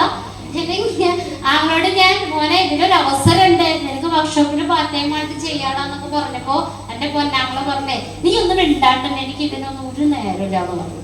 ഞങ്ങൾക്കൊക്കെ കാണാൻ പറ്റും ഇനി വരുമ്പോ. എന്നിട്ട് പക്ഷെ എന്റെ അമ്മയ്ക്ക് ഇതിന്റെ വിഷം കിട്ടി. വിഷം കിട്ടി കഴിഞ്ഞപ്പോ ഞാൻ അമ്മോട് പറഞ്ഞൊരു കാര്യം, അമ്മ ഒരു കാര്യം ചെയ്യും, അമ്മയുടെ ID പ്രൂഫ് എനിക്ക് തായി, നോമിനീനെ സന്തോഷിന് വയ്ക്കാം. സന്തോഷിന് വെച്ച് കഴിഞ്ഞാൽ ഏതൊരു സമയത്തായാലും അവനത് കിട്ടും. അവന് വർക്ക് ചെയ്യണമെങ്കിൽ അമ്മയുടെ ഇതിൽ ചെയ്യാം. അമ്മ പൂർവാധിക ശക്തിയോടെ നല്ല മനസ്സോടെ എനിക്ക് തന്നു. ഞാനത് ഇവന്റെ ധാരണ എന്തായിരുന്നു അറിയോ, ഇവ വന്ന് എന്റെ സബ് സെന്ററിൽ വന്ന് പ്രൊഡക്റ്റ് മേടിച്ച് എനിക്ക് അവന്റെ അമ്മച്ചിയുടെ ID മേടിച്ച് എനിക്ക് നല്ല ബെനിഫിറ്റ് ആണെന്നാണ് ഇതിന്റെ വിചാരം. ഇത് പ്രൊഡക്റ്റ് ഒക്കെ വന്ന് മേടിക്കും, വീട്ടിലേക്കുള്ള എല്ലാ പ്രൊഡക്റ്റുകളും നഴ്സിംഗ് ഉപയോഗിച്ച് ആള് പ്രൊഡക്റ്റ് ഇഷ്ടമാണെന്ന് അറിയാം. പിള്ളേര് വന്നാൽ ന്യൂട്രിചാർജ് കിഡ്സ് ഒക്കെ ആദ്യം എടുത്ത് വയ്ക്കും. ഞാൻ കുറച്ച് മകളുടെ കൊണ്ടാക്കുമ്പോൾ അതിൻ്റെ പറയുന്നേ മേടിക്കേണ്ടിരിക്കാൻ പറ്റില്ലല്ലോ. അങ്ങനെ വന്ന് അവൻ പ്രൊഡക്റ്റ് മേടിച്ച് പ്രൊഡക്റ്റ് ക്വാളിറ്റി അവന് മനസ്സിലായി കഴിഞ്ഞ് ബിസിനസിന് വിളിച്ചപ്പോ അവന് നേരമില്ല, ഇരുന്ന് കഴിഞ്ഞു പറഞ്ഞിട്ടല്ലേ 4 പണിക്കാർ വർക്ക്ഷോപ്പിലുണ്ടാവും. അതിനകത്തായ തിരക്ക് കാര്യങ്ങൾ അവനുണ്ട്. പിന്നെ ആള് പണ്ടെങ്ങോ ഒരു മാർക്കറ്റിൽ പോയി കൈ പൊളിയിട്ടുണ്ട്. അപ്പൊ ഒട്ടും വരില്ല. അപ്പൊ പറഞ്ഞിട്ട് കാര്യമില്ലല്ലോ. അപ്പൊ ഞാൻ നിർബന്ധിക്കാൻ പോയില്ല, പിന്നെ എന്റെ സ്വന്തമല്ലേ, നിർബന്ധിച്ചിട്ട് കാര്യമില്ലല്ലോ. അങ്ങനെ ഞാൻ നിർബന്ധിക്കാതെ ഇരുന്ന് വെള്ളപ്പൊക്കം വന്നപ്പോ എന്നെ ഞങ്ങൾക്ക് ആവശ്യം വേണം 3 ലക്ഷം രൂപയുടെ പ്രൊഡക്റ്റ് ചെയ്യാൻ വണ്ടികളൊക്കെ മുങ്ങി പോയി കഴിഞ്ഞപ്പോ എന്റെ ആങ്ങള് പറയാ, എടീ നീ മീറ്റിംഗിന് പോകുമ്പോൾ വിളിച്ചു വരും, എല്ലാവരും വരും, നമ്മുടെ ആൾക്കാരുകള് എല്ലാവരും നമ്മുടെ കൂടെ വരും. അന്ന് ഞാൻ കോഴിക്കോട് തന്നെയാണ് നമ്മുടെ സുരേന്ദ്ര രവി OP ശർമ്മ വന്ന കോട്ടയത്തെ കോഴിക്കോട് രവി OP ശർമ്മ വന്ന പ്രോഗ്രാമിന് ഞങ്ങൾ അവിടുന്ന് വണ്ടി വിളിച്ച് പോന്നപ്പോ ഞാൻ എൻ്റെ അമ്മയോട് വെറുതെ ഒരു നല്ല കാര്യത്തിന് ഒരു നുണ പറയുന്നോണ്ട് കുഴപ്പമില്ല കേട്ടോ. ഞാൻ പറഞ്ഞു, നീ ഈ തവണ എന്റെ കൂടെ വന്നില്ല എങ്കിൽ ഇനി എന്നെ അളിയ വീട്ടിലേക്ക് വിടില്ല. ഞാൻ പെങ്ങളാണല്ലോ, എനിക്ക് അങ്ങനെ പറയാം. നിങ്ങളുടെ റിലേഷനൊക്കെ ആവുമ്പോ ഏത് കാറ്റഗറി ആണെന്ന് നോക്കിട്ട് പറയണം. അങ്ങനെ ഞാൻ എന്റെ അമ്മേനെ രവി OP ശർമ്മയുടെ പ്രോഗ്രാമിൽ അറ്റൻഡ് ചെയ്ത് തിരിച്ചു പോയപ്പോ അവൻ പറഞ്ഞൊരു വാചകം എന്താണെന്നറിയോ, എന്നെ വർഷങ്ങളായിട്ട് എന്റെ പെങ്ങള് വിളിക്കുന്നുണ്ടെങ്കിലും ഇത്രയ്ക്കും വലുപ്പമുണ്ട് അർച്ചകനെന്ന് എനിക്ക് മനസ്സിലായില്ല. അങ്ങനെ പറഞ്ഞു കഴിഞ്ഞപ്പോ ഞാൻ അവൻ പറഞ്ഞു, ഇനി ഞാൻ എന്റെ കൂടെ ഉണ്ട്. പിന്നെ ഞങ്ങളുടെ ഡ്രൈവറായിട്ട് അവൻ വന്നു. ഞങ്ങളുടെ ഡ്രൈവർ അറിയോ, കാറ് പോലെ വീട്ടിലെ ഡ്രൈവർ ഇല്ല. അങ്ങനെ ഡ്രൈവറായിട്ട് അവൻ ഞങ്ങളുടെ കൂടെ വന്ന് ഇവൻ ഒരു ഹോം മീറ്റിങ്ങിനും അറ്റൻഡ് ചെയ്യില്ല. ഞങ്ങള് അകലങ്ങളിലൊക്കെ ഇങ്ങനെ ഹോം മീറ്റിങ്ങിന് പോയോണ്ടിരിക്കുക. ഇവ ഒരൊറ്റ മീറ്റിങ്ങിനും അകത്തേക്ക് കയറില്ല. വിഷനൊക്കെ കിട്ടിയിട്ടുണ്ട്. അപ്പൊ ഞാൻ ഇങ്ങനെ നിന്ന സമയത്ത് വരും, ഞാൻ നിർബന്ധിക്കാനും പോയില്ല. ഒരു ദിവസം വണ്ടി കിടന്നോടത്ത് ഭയങ്കര വെയില്, അപ്പൊ കയറിയിരിക്കാനും പറ്റില്ലല്ലോ. അപ്പൊ ആള് കയറിയിരുന്നപ്പോഴാണ് പ്രൊഡക്റ്റ് ഉപയോഗിച്ചാൽ പോലും വരുമാനം കിട്ടുമെന്ന് അനുപം സാർ അവിടെ ക്ലാസ് എടുക്കുമ്പോ ആൾക്ക് മനസ്സിലായേ. അങ്ങനെ ആള് വന്ന് അമ്മയുടെ പാസ്ബുക്ക് പതിപ്പിക്കാൻ കൊണ്ടുപോയി. വേണ്ടതും കാരണം ഞാൻ പ്രൊഡക്റ്റ് കൊടുക്കുന്നുണ്ട്, ബില്ല് ചെയ്യുന്നുണ്ട്, അതിന് വന്ന് കിടക്കണ്ടെന്ന് തെളിവുണ്ടെങ്കിൽ ഇറങ്ങാൻ പറ്റുള്ളൂ. അങ്ങനെ ആള് ചെന്ന് നോക്കിയപ്പോ 12,000 രൂപ അമ്മച്ചിയുടെ അക്കൗണ്ടിൽ.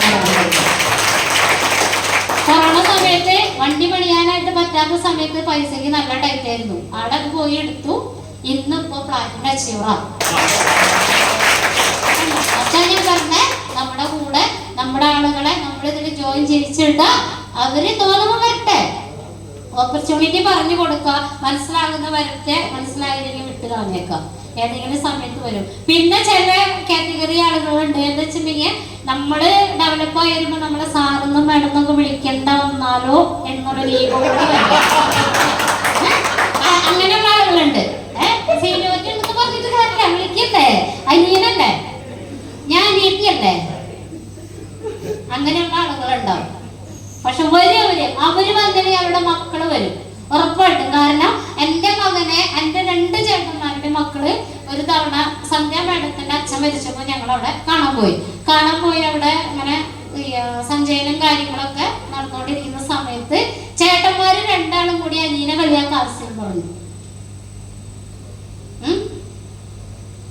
കളിയാക്കിയപ്പോ കൊച്ചിനെ ദേഷ്യം വന്നിട്ട്, കാരണം അവൻ എന്താ പറയാ, ഞങ്ങളുടെ കൂടെ കട്ടക്ക് നിൽക്കുന്ന 2 മക്കളാ. ചെറുതലെ തുടങ്ങി, ഞങ്ങൾ ഇതിലേക്ക് ഇറങ്ങിയപ്പോ തുടങ്ങി. അവനത് പിടിച്ചില്ല. ഇവൻ എന്താ അച്ഛന്റെ വരുമാനം എടുത്ത് മൊബൈലിൽ കാണിച്ചു കൊടുത്തു. അപ്പോഴാണ് അവന്റെ സ്വന്തം ചേട്ടന്മാർക്ക് മനസ്സിലായത് അയാളെ അച്ഛന് ഇത്ര വരുമാനം കിട്ടുന്നുണ്ടെന്ന്. അതിപ്പിന് ഇന്ന് വരെ ഞങ്ങളുടെ മക്കളെ ആരും വെച്ചിട്ടില്ല. ഞങ്ങൾ RCM ചെയ്യുന്നോണ്ട് ഒരാൾക്കൊരു പുച്ഛമില്ല കാര്യങ്ങൾ. എന്റെ എന്താ പറയാ, മൂത്ത ചേട്ടത്തേക്ക് ഭയങ്കര ഇതായിരുന്നു. ഞങ്ങൾ RCM ചെയ്യുന്നത് കൊണ്ട് RCM ഇപ്പോൾ ഐഡിയ എടുത്തിട്ടില്ല. മൂത്ത ചേട്ടൻ്റെ അവർ മാത്രം എടുത്തിട്ടില്ല.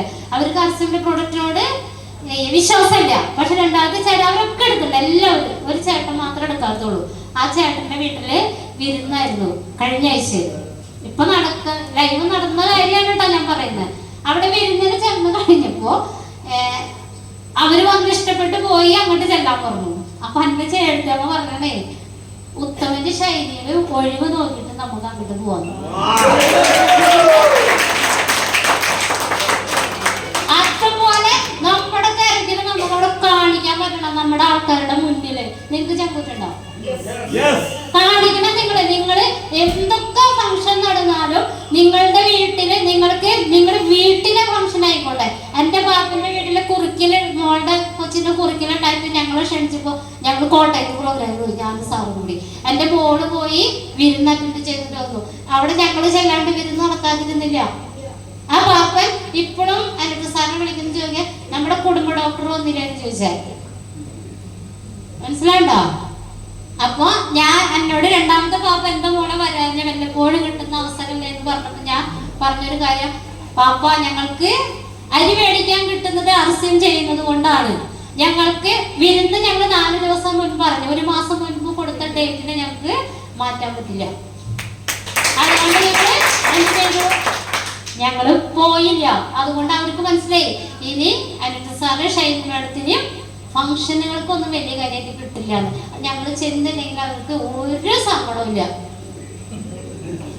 എന്ത് സങ്കടം? ഇപ്പൊ പാപ്പന്മാരുടെ വീട്ടിലാണെങ്കിൽ നമുക്ക് ഒഴിവുള്ള സമയത്ത് കുറച്ച് ഫ്രൂട്ട്സ് മേടിച്ച് പാപ്പന്റെ അടുത്ത് കൊണ്ടുവരുന്ന പാപ്പ പിടിച്ചു അവര് ഹാപ്പിയായി. ഒരു 500 പടം കൂടി വെച്ച് കൊടുത്താൽ നമ്മള് ഹാപ്പിയായി. അത്രേ ഉള്ളൂ.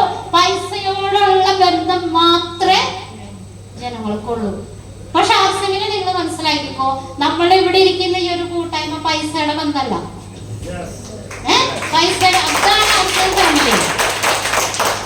പൈസ എത്ര ഉണ്ടായിക്കോട്ടെ, ചിലപ്പോ ഒട്ടും ഉണ്ടാവില്ല, ചിലപ്പോ ഹൈ ലെവലിൽ നിൽക്കുന്ന ആളുകൾ. അതിന്റെ ഉദാഹരണം നമ്മുടെ മൂർത്തി സാറിനെങ്കിലും മേഡത്തിന്റെ എടുത്താ പോരെ ആലോചിച്ച് നോക്കിയ. RCMന്റെ ബന്ധം പൈസയുടെ ബന്ധമല്ല. ശരിക്കും RCMന്റെ ലീഡേഴ്സിന്റെ ബന്ധം ഇവിടെയാണ്. ശരിക്കും ഇവിടെ നമ്മൾക്ക് ഇവിടെ നിന്ന് വരുന്നത്, ഇവിടെ എന്നാലേ നമുക്ക് RCM ചെയ്യാൻ പറ്റുള്ളൂ. അല്ലാതെ ഒന്നും നിങ്ങൾ ഉദ്ദേശിക്കുന്ന പോലെ ആരൊക്കെ ലീഡേഴ്സിനെ തള്ളി പറഞ്ഞിട്ടുണ്ട് അതൊക്കെ തിരികെ നമ്മൾക്ക് ഇരട്ടിയായിട്ട് നമുക്ക് ഇവിടെ കൊള്ളുന്ന വിധത്തിൽ കിട്ടും, ഉറപ്പായിട്ടും കിട്ടും. പക്ഷെ നമ്മള് ഇവിടെ ഇരിക്കുന്ന ഒരാളും അത് ഏറ്റുവാങ്ങാതിരിക്കുക. മാക്സിമം നമ്മുടെ അപ്ലൈൻ്റെ അടുത്ത് പോയി അവരെ നമ്മുടെ എത്ര നമുക്ക് അവരുടെ കൂടെ ചേർന്ന് നിൽക്കാൻ പറ്റുമോ, ചേർന്ന് നിന്ന് അവരുടെ അറിവിനെ എത്ര ശേഖരിക്കാൻ പറ്റുമോ അത്രയ്ക്ക് ശേഖരിക്കുക നമ്മള്. എന്നിട്ട് നമ്മുടെ കൂടെ വരുന്നവർ കണ്ട് കൊടുക്കാം. ഇത്ര ചെയ്താൽ മതി. ഫംഗ്ഷനുകളൊക്കെ ഇഷ്ടം പോലെ 3 കാര്യങ്ങൾ നമ്മളോട് നമ്മുടെ ലൈഫിൽ മാറ്റാം. 3 F മാറ്റാൻ പറയുന്നത്. ഒന്ന് നമ്മളുടെ ഫാമിലി കാര്യങ്ങൾ മാറ്റി വയ്ക്കാൻ. എല്ലാ കാര്യങ്ങളും നമുക്ക് മാറ്റി വയ്ക്കാൻ പറ്റില്ല, പക്ഷെ മാറ്റി വെക്കേണ്ട കാര്യങ്ങൾ നമ്മൾ മാറ്റി വയ്ക്കുക. രണ്ടാമത്തെ ഒരു കാര്യമാണ് ഫുഡ്. അല്ലേ? ഫുഡ് എവിടെ കിട്ടാണ്ടൊക്കെ പോണ്ട. RCMന് വിജയിക്കുന്നത് വരെ പോണ്ട, അത്രയ്ക്കുള്ളൂ. വിജയിച്ചു കഴിഞ്ഞാൽ നിങ്ങൾ പൊക്കോ. നിങ്ങൾ അവിടെ ചെല്ലുമ്പോൾ നിങ്ങളെ തേരിലേറ്റാൻ ആളുകളുണ്ടാവും. വിജയിച്ചു കഴിഞ്ഞ നിങ്ങളിപ്പോ ഇവിടെ ഇരിക്കുന്ന എല്ലാവരുടെ ഫാമിലി ആയാലും നാട്ടുകാരായാലും അയൽക്കാരായാലും നിങ്ങളെ എക്സ്ട്രാ കൗണ്ടർ വെച്ച് നിങ്ങൾ നോക്കിയിരിക്കുക. നിങ്ങൾ RCMന് ഡെവലപ്പ് ആവാണോ താഴേക്ക് പോവാണോ? അല്ലേ?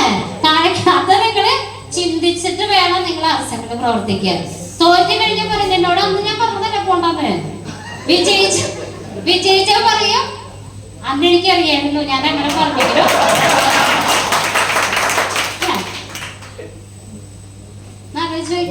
അതാണ് RCM.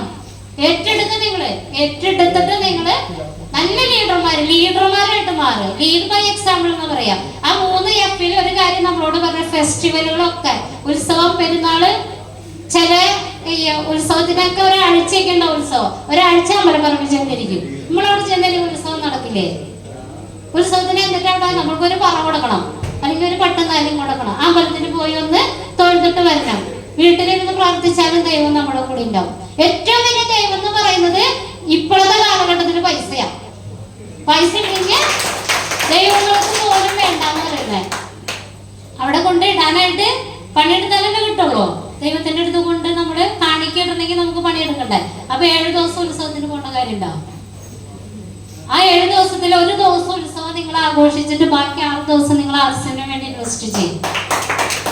3-4 ദിവസം പള്ളിപ്പെരുന്നാൾ വരുമ്പോ ഞാൻ ചില ലീഡേഴ്സിനെ വിളിക്കുമ്പോ എന്നോട് പറയോ, അയ്യോ കുർബാനയ്ക്ക് പോകാൻ പറ്റില്ല. എന്റെ കൂടെയുള്ള ലീഡേഴ്സിനെ ഞാൻ മീറ്റിങ്ങിന് കൊണ്ടുപോകും ഞായറാഴ്ച ദിവസങ്ങൾ. അവർക്ക് പള്ളിന്ന് പറഞ്ഞിട്ടുണ്ടെങ്കിൽ അവർക്ക് ആ കുർബാന കണ്ടില്ലെങ്കിൽ ഭയങ്കര ഒരു വിഷമമുള്ള ഒരു കാര്യമാണ്. അപ്പൊ എന്റെ കൂടെയുള്ള ലീഡറിനോട് ഞാൻ പറയും, പോണ വഴിക്ക് ഏതെങ്കിലും പള്ളിയിൽ ഞാൻ കുർബാന കാണിച്ചിരിക്കും, കൊണ്ടുപോകും. കോട്ടയത്തൊക്കെ ഞാൻ പ്രോഗ്രാമിന് പോകുമ്പോൾ കോട്ടയത്ത് ആ ഭാഗത്തേക്ക് പോകുമ്പോൾ ഏതെങ്കിലും പള്ളിയിൽ കുർബാന ഉണ്ടെങ്കിൽ ആ സാറിന് അവിടെ കയറ്റി കുർബാന കൂടിച്ചിട്ട് ഞാൻ കൊണ്ടുപോവാം. അത് അവരുടെ ഒരു, അല്ലെങ്കിൽ വൈകിട്ട് വന്നിട്ട് അവർക്ക് പള്ളിയിൽ പോകണം, അതൊരു ഇതാണ്. പക്ഷെ പെരുന്നാളുകളൊക്കെ വരുമ്പോ നമ്മൾ ഈ കടം മേടിച്ചിട്ട് നമ്മൾ പെരുന്നാൾ ആഘോഷിക്കണം അല്ലെ, ഉത്സവം ആഘോഷിക്കണം അല്ലെ. കയ്യിൽ നല്ലോണം പൈസ എടുത്തിട്ട് എത്ര പേരുടെ ഉത്സവം ആഘോഷിക്കാറുണ്ട് അടിപൊളിയായിട്ട്. പൈസ ഇല്ലാതെ ഇരുന്നിട്ട് എത്ര പേരോട് ആഘോഷിക്കാറുണ്ട് അല്ലേ. കട മേടിച്ചിട്ട് വന്നിട്ട് നമ്മള് എല്ലാതും കഴിയുമ്പോ തലതല്ലി കറിയിച്ചിട്ട് എങ്ങനെ വീട്ടും ഭഗവാന്. പക്ഷെ അല്ലെ, പക്ഷെ നമ്മള് പൈസ ആയിട്ട് നമ്മളിതൊരു റോയൽറ്റി അച്ചീവർ ആയതിനു ശേഷം നിങ്ങൾ ആഘോഷിച്ച വേണ്ട, മിനിമം ഒരു എമറാൾഡ് അച്ചീവർ ആയിട്ട് നിങ്ങൾ എല്ലാ ആഘോഷങ്ങൾക്കും നിങ്ങൾ പോക്കോ. എവിടെ ചെണ്ടെങ്കിൽ കോലുണ്ട് അവിടെയൊക്കെ പോക്കോ. എമറാൾഡ് അച്ചീവറായിട്ട് പോവാം. തീരുമാനം എടുക്കാൻ നമ്മൾക്ക് പറ്റണം. ഞങ്ങൾ അങ്ങനെ തീരുമാനം, ഞങ്ങള് ഇപ്പോഴാണ് ശരിക്കും എമറാൾഡ് അച്ചീവർ ആയിട്ടാണ് ഞങ്ങൾ ഉത്സവങ്ങളും. എന്റെ വീട്ടിലെ ഉത്സവത്തിന് 9 മണിക്ക് ഞാൻ ചോറിനാൻ പോകും എന്റെ സ്വന്തം വീട്ടില്. അത് കാരണം ആ സമയത്ത് മാസാവസാനാണ്, നമുക്ക് ബിസിനസ് നോക്കണ്ടേ. എനിക്ക് ഉത്സവമല്ല വലുത്, എന്റെ ടീമിൽ ഒരാളുടെ ടാർഗറ്റ് പോവില്ല എന്നുള്ള ഉറപ്പ് വരുത്തുക എന്നുള്ളതാണ് എന്റെ ടാർഗറ്റ്. അതുകൊണ്ട് തന്നെ എന്റെ ആങ്ങളെയും എന്റെ അമ്മയും എന്റെ മക്കളൊക്കെ അവിടെ നിന്ന് ഇങ്ങനെ വിളിച്ചോണ്ടിരിക്കും, അതോടെ ആന്റി വാന്റിയത്. ഞാൻ അവിടെ ചെന്നൂന്ന് ഇങ്ങനെ കാണിച്ച് അവിടെ ചെന്ന് ഫുഡ് കഴിച്ച് ഉടനെ തന്നെ ഞാൻ എന്റെ വീട്ടിലേക്ക് തിരിച്ചു പോകും. എന്റെ മക്കളെ കൂടി ഞാൻ അവിടെ നിർത്താറില്ല. എന്തുകൊണ്ടെന്നറിയാം, ബിസിനസ് നോക്കുമ്പോൾ എന്റെ മക്കള് ഞങ്ങളെ അടുത്തും വലത്തുണ്ടാവാറുണ്ട്. ഇപ്പൊ ബാംഗ്ലൂരാണ്. ബാംഗ്ലൂര് വിടാൻ വന്ന കാരണം ഈ RC എന്നൊരു പ്രസ്ഥാനത്തിന് വന്നത് കൊണ്ട് പ്രസിഡൻസി കോളേജില് MBA പഠിക്കാൻ എന്റെ മോൻ RC-ല്ലെങ്കിൽ ഞാൻ ഒരിക്കലും എന്റെ മോനെ വിടില്ല. കാരണം എന്താ, മതി മോനെ നിർത്തിക്കോ ഗുസ്തി എന്ന് പറയും, പറ്റില്ല എന്നെ കൊണ്ട്. അതുകൊണ്ടാണ്. പക്ഷെ ഇപ്പൊ എന്റെ മോൻ ബാംഗ്ലൂര് പഠിക്കുക. പക്ഷെ ഞങ്ങള് RC-ല് വന്ന സമയത്ത് ഇവള് മെസ്സേജ് എഴുതും, അച്ചീവ്മെന്റ് വരുമല്ലോ ഗ്രൂപ്പിലിടണ്ടേ. മറ്റുള്ളവർക്ക് അച്ചീവ്മെന്റ് വരുമ്പോൾ അവര് ആ ദിവസം തന്നെ അച്ചീവ്മെന്റ് ഗ്രൂപ്പിലിട്ട് നമ്മള് കിടന്നുറങ്ങുള്ളൂ. അപ്പൊ മെസ്സേജ് എഴുതാൻ ഇങ്ങോട്ടിരിക്കും, ബിസിനസ് നോക്കാനായിട്ട് മോനെ കോള് വിളിക്കാൻ ആരിയിരിക്കും, അതിന്റെ സാറ് ഇരിക്കും, മോന്റെ ഒപ്പം ഞാനിരിക്കും. ഫാമിലി ബിസിനസിന്റെ പ്രാധാന്യം മനസ്സിലായ നമ്മുടെ മക്കള് മനസ്സിലാക്കണം. നമ്മുടെ വീട്ടിലൊരു ദിവസം അല്ലെങ്കിൽ ബിസിനസ് നോക്കാൻ നമ്മുടെ മക്കളുണ്ടെന്നുള്ള ഒരു ഉറപ്പ് നമുക്ക് സ്വയമായിട്ട് ഉണ്ടാവണം. എനിക്ക് ഉറപ്പുണ്ട്, അവിടെ ഇരുന്നിട്ടായാലും എന്റെ മോനോട് പറഞ്ഞ എന്റെ മോൻ അവിടെ ഇരുന്ന് ബിസിനസ് നോക്കും. മോനെ നമുക്ക് നേരില്ല എന്ന് പറഞ്ഞ് അവൻ നോക്കും. ഇവിടെ വന്ന 12 മണി സൈറ്റ് ഓഫ് ചെയ്തതിനു ശേഷം എന്റെ മോള് ഇപ്പോഴും കിടന്നുറങ്ങുള്ളൂ. പിള്ളേരുകളെ കൂട്ടിച്ചേർത്ത്, ഭാര്യനെ കൂട്ടിച്ചേർത്ത്, ഹസ്ബൻഡിനെ കൂട്ടിച്ചേർത്ത് ഒറ്റക്കെട്ടായിട്ട് നിങ്ങൾക്ക് മുന്നോട്ടേക്ക് പോകാൻ പറ്റിയ, ഞാൻ പറയുന്നു, ഞങ്ങൾക്കുണ്ടായ ഈ സക്സസ് ഒക്കെ നിങ്ങൾക്കും കിട്ടും, ഒക്കെ കിട്ടും. അംഗീകാരങ്ങളൊക്കെ വീട്ടിലൊക്കെ ചെന്ന, ഓ ഷൈനേച്ചി ഉത്തമോട്ടനും വന്നെന്ന് പറഞ്ഞാൽ തളിയിലും ഞങ്ങൾ എനിക്ക് വയ്യ. അത്ര അംഗീകാരങ്ങളാണ്. ഇപ്പൊ അമ്മയുടെ വീടുകളിൽ ചെന്ന, ചേട്ടന്റെ വീടുകളിൽ ചെന്നാതെ ഉത്തമന് ഷൈനി വരുന്നുണ്ട് കേട്ടോ. ആ ഇവിടെ മാത്രമേ അനിത സാറുള്ളൂ കേട്ടോ. അനിത സാറിനെ ഞാൻ സത്യം പറഞ്ഞപ്പോ അനിത സാറെ ഞാനും സാറെന്ന് വിളിക്കുന്നത്, ചേട്ടാന്ന് വിളിക്കാൻ പറഞ്ഞെന്ന് തോന്നുന്നത്. മനസ്സിലായ? അത് നമ്മള് ഇതിലേക്ക് ഇങ്ങനെ വരുമ്പോ അത് രണ്ടുപേരും ഒരുമിച്ച് ഇറങ്ങുന്നതുകൊണ്ടാണ് ആ സാറിന് വരുന്നത്. എനിക്ക് ഹസ്ബൻഡാന്ന് പറഞ്ഞ്, എന്റെ ഹസ്ബൻഡ് എന്റെ ചേട്ടാന്ന് പറഞ്ഞ് എനിക്ക് വിളിച്ചിട്ട് നടക്കാൻ പറ്റില്ല. ഇതുപോലുള്ള വേദികൾ വരുമ്പോ ചേട്ടാന്ന് പറഞ്ഞ് നടക്കാൻ പറ്റും നമുക്ക്. അപ്പൊ നമ്മളവിടെ സാറിന് റെസ്പെക്ട് കൊടുത്തോണ്ട് അവരുടെ സാറിന് വിളിക്കും. ആ ഒരു വീട്ടിൽ ചെന്നാലും ഇപ്പൊ ഇടയ്ക്കിടയ്ക്ക് കയറി വരുന്നുണ്ട്, മനസ്സിലായിട്ടോ? അപ്പൊ അങ്ങനെ നമ്മുടെ നല്ല അറ്റാച്ച്മെന്റോടുകൂടി നമ്മൾ അർസൻ ചെയ്യും. അങ്ങനെ നമുക്ക് ചെയ്യാൻ പറ്റിയ ഡിസ്പ്ലേ വാളിനെ കൂടുതൽ, ടൂൾസ് കൂടുതൽ നമ്മൾ ഉപയോഗിക്കാം. ഗാമോറൈസിനോണ്ട് ടൂൾസ് ഇഷ്ടം പോലെ നമുക്ക് കിട്ടുന്നുണ്ട്. ഗാമോറൈസിനോട് നമ്മൾ കൊണ്ടുപോകും, ടൂൾ കൊണ്ടുപോയില്ല. അതിന്റെ നമുക്ക് കിട്ടുന്നതും വേണ്ടതൊക്കെ വിളിച്ചു പറയും അല്ലേ? അങ്ങനെയല്ല നമ്മൾ ഗാമോറസോള് സെയിൽ ചെയ്യാം. ആ പൗഷർ അവരുടെ കയ്യിലൊന്ന് കൊടുത്തു കഴിഞ്ഞാൽ അവര് നമ്മള് ഒന്ന് ടച്ച് ചെയ്യില്ലേ? ടച്ച് ചെയ്തിട്ട് ഇത്രയ്ക്കും ബെനിഫിറ്റ് ഉണ്ടോ? അവരോട് ചോദിക്കേണ്ട കാര്യം ഇത്രയ്ക്കുള്ളൂ. നിങ്ങൾക്ക് എഴുതാനും വായിക്കാനൊക്കെ അറിയുന്നല്ലോ, ഞാൻ കിടന്ന് കലകലാന്ന് പറയുന്നല്ലോ, ഒന്ന് വായിച്ചു നോക്കി. നമ്മളവിടെ വെയിറ്റ് ചെയ്യാം, അവര് വായിക്കട്ടെ. വായിച്ചിട്ട് നമ്മള് ആ പ്രൊഡക്റ്റ് കൈ പിടിച്ചിട്ട് നമ്മൾ പോവാണെങ്കിൽ ഒരു പക്ഷെ അവർ മേടിക്കും, ചിലപ്പോൾ ഒരു പക്ഷെ അവർ വായിച്ച് മനസ്സിലാക്കിയത് കൊണ്ട് പിന്നീടായിരിക്കും മേടിക്കാം. നമ്മൾ ചെയ്യാൻ ശ്രമിച്ചു നോക്കിയേ. നമ്മളതിന് കേട്ടത് കേൾക്കാതെ ഇതൊക്കെ വിളിച്ചു പറയും പ്രൊഡക്റ്റിനെ കുറിച്ച്. കറക്റ്റ് പ്രൊഡക്റ്റ് നോളേജ് എടുക്കുക. അതുപോലെ തന്നെ ഹോം മീറ്റിങ്ങിനെ കൂടുതൽ ഹോം മീറ്റിംഗ് ബേസ് ചെയ്ത് വർക്ക് ചെയ്യാതെ നമുക്ക് എങ്ങെത്താൻ പറ്റില്ല. കാരണം പുതിയ വ്യക്തികളിലേക്ക് ആശയം എത്തിക്കുക എന്നുള്ളതാണ് നമ്മൾ ചെയ്യേണ്ടത്. കാരണം എല്ലാവരും എന്നോട് പറഞ്ഞൊരു കാര്യം എന്താ, ഇപ്പൊ ഞാൻ ട്രെയിനിൽ പോന്നപ്പോ 3 പേരെ ഞാൻ പരിചയപ്പെട്ടു. ഒരാള് കൊല്ലത്തുള്ള ആള് 4 വർഷം മുന്നേ എനിക്ക് ഐഡിയ ഉണ്ടായിരുന്നു. ഇപ്പൊ ഞാൻ പ്രൊഡക്റ്റ് ഉപയോഗിക്കുന്നില്ല. പക്ഷെ ഞാൻ ആ ലേഡിയോട് പറഞ്ഞൊരു കാര്യം, നിങ്ങളിപ്പോ ആള് ഗൾഫിലേക്ക് പോവാണ്, ഇപ്പൊ കുട്ടികളൊക്കെ അതാത് വഴിക്ക് ഓരോ ഹോസ്റ്റലിലൊക്കെ ഉണ്ടാക്കിയിട്ട് ആള് ഗൾഫിലേക്ക് പോവാണ്. അപ്പൊ ഞാൻ പറഞ്ഞൊരു കാര്യം, തിരിച്ചു വന്നു കഴിയുമ്പോൾ ഐഡി ടെർമിനേറ്റ് അതേ ഐഡി നിങ്ങൾ ആക്ടിവേഷൻ ചെയ്ത് നിങ്ങൾ പ്രൊഡക്റ്റ് മേടിക്കാനായിട്ട് തുടങ്ങിക്കോളെന്ന് ഞാൻ ആ മാഡത്തിനോട് പറഞ്ഞു. എന്തുകൊണ്ടാണെന്നറിയോ? 4 വർഷം എന്ന് പറയുമ്പോൾ അത്രയ്ക്ക് സീനിയോറിറ്റി ആ മാഡത്തിന് അവിടെ ഉണ്ട്. ആർസ്യം മനസ്സിലാവാത്തോണ്ടല്ലേ? മനസ്സിലാക്കി വരുമ്പോഴോ?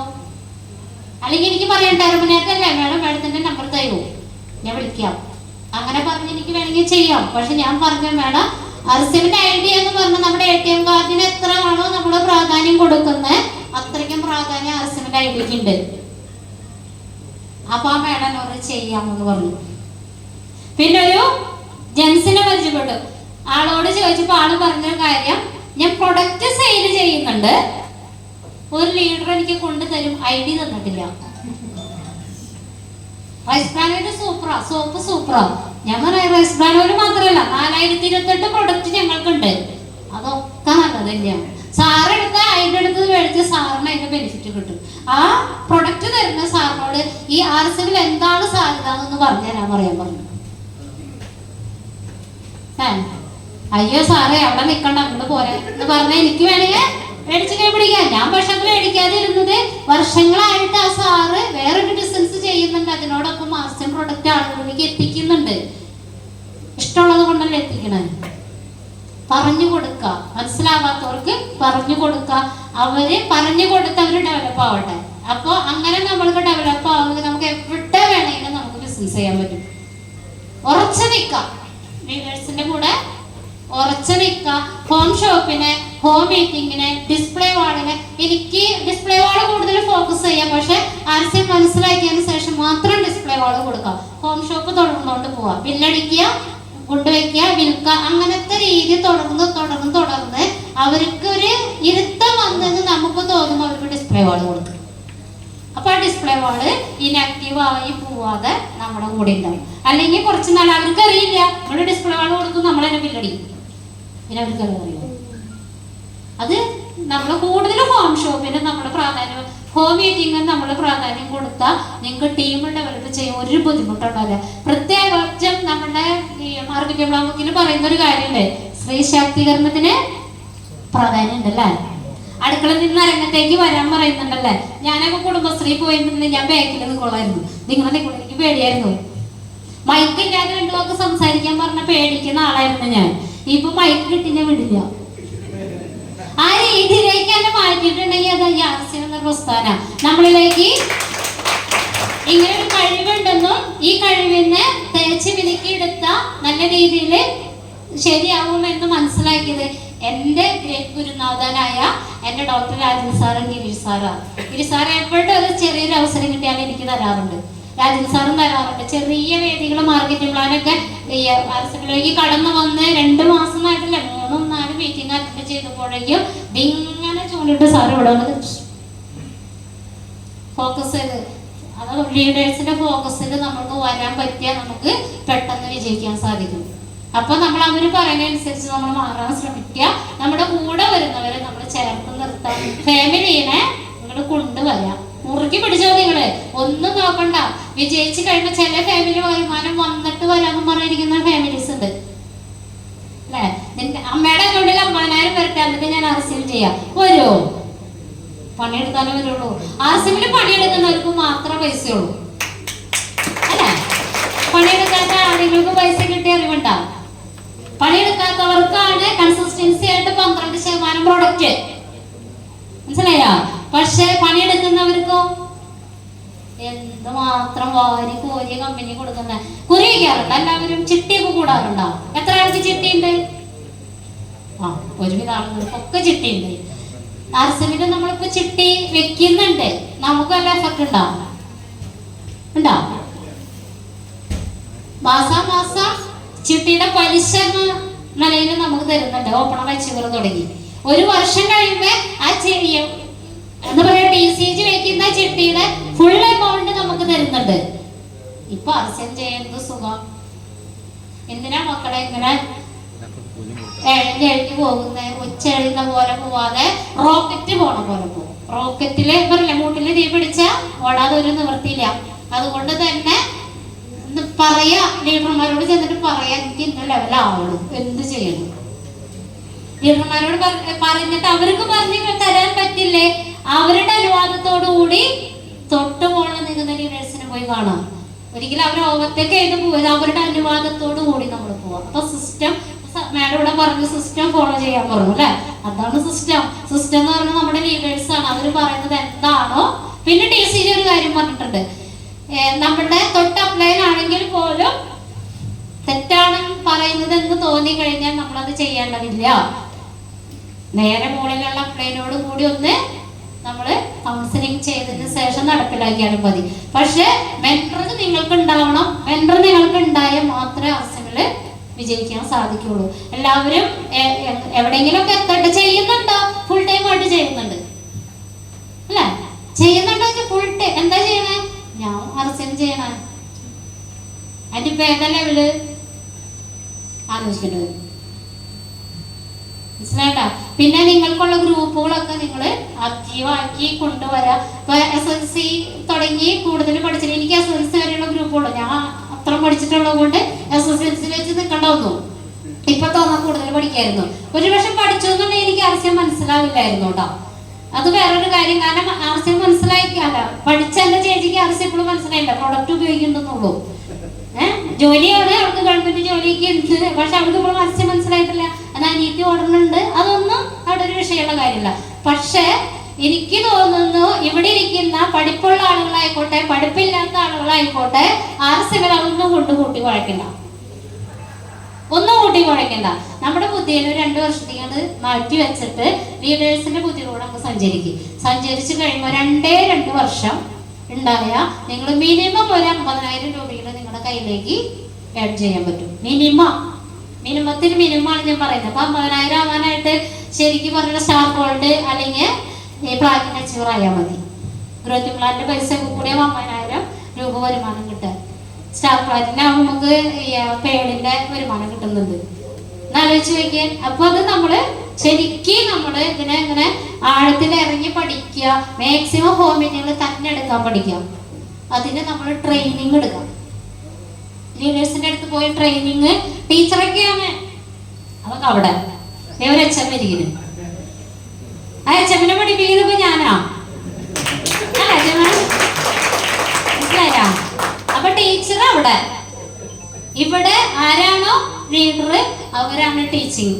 ഓക്കെ, ടീച്ചറിനെ അവിടെ മാറ്റി നിർത്തിക്കൊണ്ട് സാധാരണ ഒരു വ്യക്തിയായി നമ്മൾ RCMൽ പഠിക്കാനായിട്ട് തയ്യാറാവാം. പഠിച്ച കാര്യങ്ങള് ഇതുപോലെ നിന്ന് പറയാനായിട്ട് നമ്മൾ ട്രെയിനിങ് എടുക്കാം. ട്രെയിനിങ് എടുത്തു കഴിഞ്ഞ ഏതൊരു വ്യക്തിയിലും നിങ്ങളുടെ മുന്നിൽ ആരെ കിട്ടിയാലും നമുക്ക് ബിസിനസ് പറയാനുള്ളൊരു ചങ്കുറപ്പ് പറയാൻ കാണിക്കണം കേട്ടോ. ഞാൻ SSLC ഗ്രൂപ്പില് അവിടെ ഗെറ്റ് ടുഗദറിന് പോയി കഴിഞ്ഞ ആഴ്ചയിൽ. അവിടെ ചെന്നപ്പോ എനിക്ക് അവിടെ ചെന്ന് തന്നെ സ്വയമായിട്ട് ആരും പരിചയപ്പെടുത്തേണ്ടി വന്നില്ല. ഇങ്ങോട്ട് വന്നിട്ട് എന്നോട് ചോദിക്കുക എങ്ങനെ പോണു ബിസിനസ് ഒക്കെ. അപ്പൊ അവർക്കറിയാം പക്ഷെ ഞാൻ എന്റെ SSLC ഗ്രൂപ്പില് ആകെ വല്ലപ്പോഴും ഒരു ഗുഡ് മോർണിംഗ് അയക്കും. ഒന്നിനും റിപ്ലൈ കൊടുക്കില്ല. എല്ലാവരും ഞാൻ കേൾക്കും, വോയിസ് മെസ്സേജ് ഒക്കെ ഞങ്ങൾ കേൾക്കും. അപ്പൊ കേട്ടിട്ട് ഞാൻ ഇരുന്ന് ശരിക്കും റിപ്ലൈ കൊടുക്കില്ല. കാരണം നമ്മളിപ്പോ നിൽക്കുന്ന ലെവലില് നമ്മൾക്ക് കീപ്പ് ചെയ്യണമെങ്കിൽ ഞാൻ അവിടെ കലകല കാണിച്ചിട്ടുണ്ടെങ്കിൽ ഒരിക്കലും പറ്റില്ല. അതുകൊണ്ട് അവിടെ ഗെറ്റ് ടുഗദറിന് പോയി. അവിടെ ചെന്നപ്പോ എന്റെ എല്ലാ സഹപാഠികളും എന്നോട് വളരെ സന്തോഷത്തോടുകൂടി ബിസിനസിനെ കുറിച്ച് ചോദിച്ചപ്പോ എനിക്ക് വളരെ അഭിമാനം തോന്നി. അവർ അറിയുന്നുണ്ടല്ലോ ഞാൻ ചെയ്യുന്നുണ്ട്. പക്ഷെ ഞാൻ അവിടെ എന്റെ മാർക്കിനെ പരിചയപ്പെടുത്തിയപ്പോ പറഞ്ഞു ഞാൻ ചെയ്യുന്നത് ഇങ്ങനെ മാർക്കറ്റിംഗ് ആണ്. കുറ്റിച്ചിറയായിരുന്നു എന്റെ വീട്. ഇപ്പൊ ഞാൻ കുറ്റിക്കാണ്ട് 2 വർഷമായിട്ടുണ്ടെന്നുള്ള രീതിയിൽ പരിചയപ്പെടുത്തി. ഇന്ന് കാലത്ത് അതിനൊരു സഹപാഠി എന്റെ ഒരു ലീഡറിന്റെ കൂടെ ജോയിനിങ് ആണ്. ആ സഹപാഠി അവൾക്ക് മെസ്സേജ് അയക്കാം, നമ്മുടെ ലീഡർക്ക് മെസ്സേജ് അയച്ചേക്കാം, ഈ എംബ്രോയിഡറി എന്ന് പറഞ്ഞ എന്താ സംഭവം ഒന്ന് വിശദീകരിച്ച് തന്നോളൂ. ഷൈന എന്റെ സഹപാഠിയാണ്.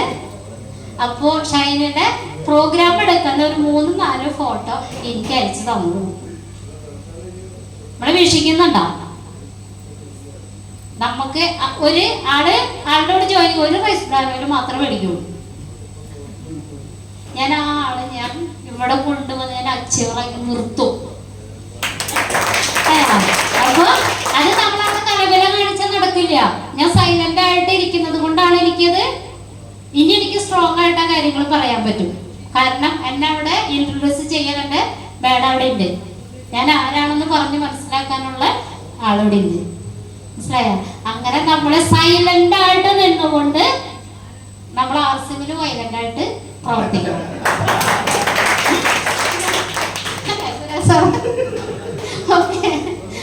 എന്താ പറയാ ആർസിഎം പറഞ്ഞു കഴിഞ്ഞ് തീരില്ല എത്ര പറഞ്ഞാലും. കാരണം നമ്മുടെ അനുഭവം ഇപ്പൊ അനുഭവിക്കുന്ന സന്തോഷവും അല്ലെ. എന്തുമാത്രം ടൂറുകളെ ഞങ്ങള് പോയെന്ന് പറഞ്ഞാലാണ്. തായ്ലാന്റ് വരെ പോയി. ഒരു തയ്പ്പ് 125 വർഷം ടൈലറെ കൊണ്ടുവന്ന് ഞാനാണ് സാറ് ഫ്ലൈറ്റില് കയറി അല്ലെ. നമ്മള് പോയില്ലേ എന്നാലോചിച്ച ഫ്ലൈറ്റിൽ കയറി തായ്ലാന്റിൽ പോയി ഒരാഴ്ച അടിച്ച് പൊളിച്ച് ഞങ്ങൾ നമ്മുടെ നാരായണ സാറ് അല്ലെ സാറ് നമ്മൾ പോയില്ലേ ഫാമിലി ആയിട്ട് പോയി അടിച്ചു പൊളിച്ചിട്ട് പോന്നു. എവിടെ നിന്ന് കിട്ടിയ അവസരം? അതും പൈസ ആരെടുത്ത TCG നമ്മള് പണിയെടുത്ത് നമ്മുടെ പോക്കറ്റിൽ വെച്ചിട്ടാണ് നമ്മള് ടൂറ് പോയേ. എത്രയോ ടൂറുകൾ നമ്മൾക്ക് കിട്ടുന്നു, എത്രയോ നല്ല നല്ല ബന്ധങ്ങൾ നമ്മൾക്ക് കിട്ടുന്നു. നമ്മൾക്ക് ആർസിമില് കാണുമ്പോ നമ്മുടെ ഇവിടുത്തെ ലീഡേഴ്സ് ആയിട്ടുള്ള ബന്ധം ഞാൻ പറയുകയാണെങ്കിൽ നമ്മൾ ചത്താലും മാഞ്ഞു പോവാത്തൊരു ബന്ധം. പക്ഷെ റിലേഷനുള്ള ബന്ധമുണ്ടല്ലോ, നമ്മൾ ചത്ത് കഴിഞ്ഞ് അവര് മറന്നു പോകും അല്ലേ.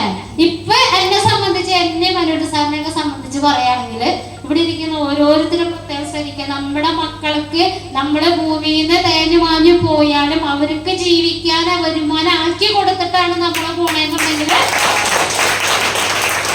വരുമ്പോ അവര് നല്ല ഭംഗിയിൽ ചിത്രം വരച്ച് വയ്ക്കും. സഞ്ജയനൊക്കെ ആവുമ്പോ ഒരു ഫോട്ടോ ഒക്കെ വെച്ച് ഞങ്ങളുടെ ഇതിൽ എങ്ങനെയാണല്ലോ ഫോട്ടോ ഒക്കെ വെച്ചിട്ട് സഞ്ജയനത്തിനാണ് അതൊക്കെ നടക്കാം. അത് കഴിഞ്ഞ ഒരു ചുമരുമ്പ് കയറ്റി വയ്ക്കും. ചുമരുമ്പ് കയറ്റി വെച്ചാൽ എന്താണ്ടാവാ? അത് കഴിഞ്ഞ് ഇനി വർഷം അച്ഛൻ മരിച്ചെങ്കിൽ അമ്മ മരിച്ച ആണ്ടാണ് പോയി ഒരു ബെല്ലിടണം, അമ്പലത്തിൽ പോയി ഒരു വഴിപാട് കഴിക്കണം. അതല്ലേ? ഇതങ്ങനെയല്ല. ഈ ഫോട്ടോയുടെ ഒരു കളറും മങ്ങി തുടങ്ങുമ്പോഴേക്കും ഇവര് കൊണ്ട് ഫ്രെയിം മാറ്റും. എന്തുകൊണ്ട്? എന്റെ അച്ഛനും അമ്മയും കഷ്ടപ്പെട്ട് ഉണ്ടാക്കിയ ഒരു സൗഭാഗ്യമാണ് ഞങ്ങൾ അനുഭവിക്കുന്നത് എന്നുള്ളൊരു ബോധ്യം ആർക്കുണ്ടാവും? നമ്മുടെ മക്കൾക്കുണ്ടാവും. നമ്മുടെ അവിടെ കൊച്ചുമക്കളായിട്ട് പോലും നമ്മളെ അറിയപ്പെടാൻ പോകുന്നത് ഇവിടെ ഇരിക്കുന്ന ഓരോരുത്തരും എന്താ പറയാ തലയിൽ അടിച്ചു കയറ്റി വെച്ചോ. ഞാൻ പറയുന്നത് നഗ്നമായ സത്യമാണ്. ഉറപ്പായിട്ടും ഇത് സംഭവിക്കാൻ പോകുന്ന കാര്യം. ആർസിമിൽ ആര് ആക്റ്റീവായിട്ട് നിൽക്കുന്നു, ആര് നല്ല രീതിയിൽ അവർക്ക് വരുമാനം നമ്മൾ പോയി കഴിഞ്ഞാലും വാങ്ങിക്കാനുള്ള ഒരു അവസരം എനിക്ക് വെച്ചിട്ട് ഭൂമിയിൽ നിന്ന് പോകുന്ന ആൾക്കാരുകളെ ഞാൻ ഉറപ്പായിട്ടും പറയുന്നത് നിങ്ങളെ പൂവിട്ട് ഒരു പൂജിക്കും. അങ്ങനെ പൂജിക്കാനുള്ള ഒരു അവസരം ഞാനും അനിൽ സാറും കൂടി ഒരുക്കി എൻ്റെ 2 മക്കൾക്കും കൊടുത്തിട്ടുണ്ട്. അതുകൊണ്ട് തന്നെ എന്തുണ്ട്, ഞങ്ങൾക്ക് ഒരു ടെൻഷനേ ഇല്ല. എത്ര നാളും ഭയങ്കര ടെൻഷനായിരുന്നു, വീടില്ലല്ലോ. ഇപ്പൊ അടിപൊളിയായിട്ട് ആർസിമിലൂടെ 35 ലക്ഷത്തിന്റെ വീട് എനിക്ക് പഠിച്ചു. അത് ഞാൻ പറഞ്ഞ വെല്ലോടിങ് എടുക്കുന്ന ഒരു മനുഷ്യന്റെ വിഷനാണ് നമ്മൾ ഇന്നിവിടെ കൂടിയിരിക്കുന്ന ആളുകള്.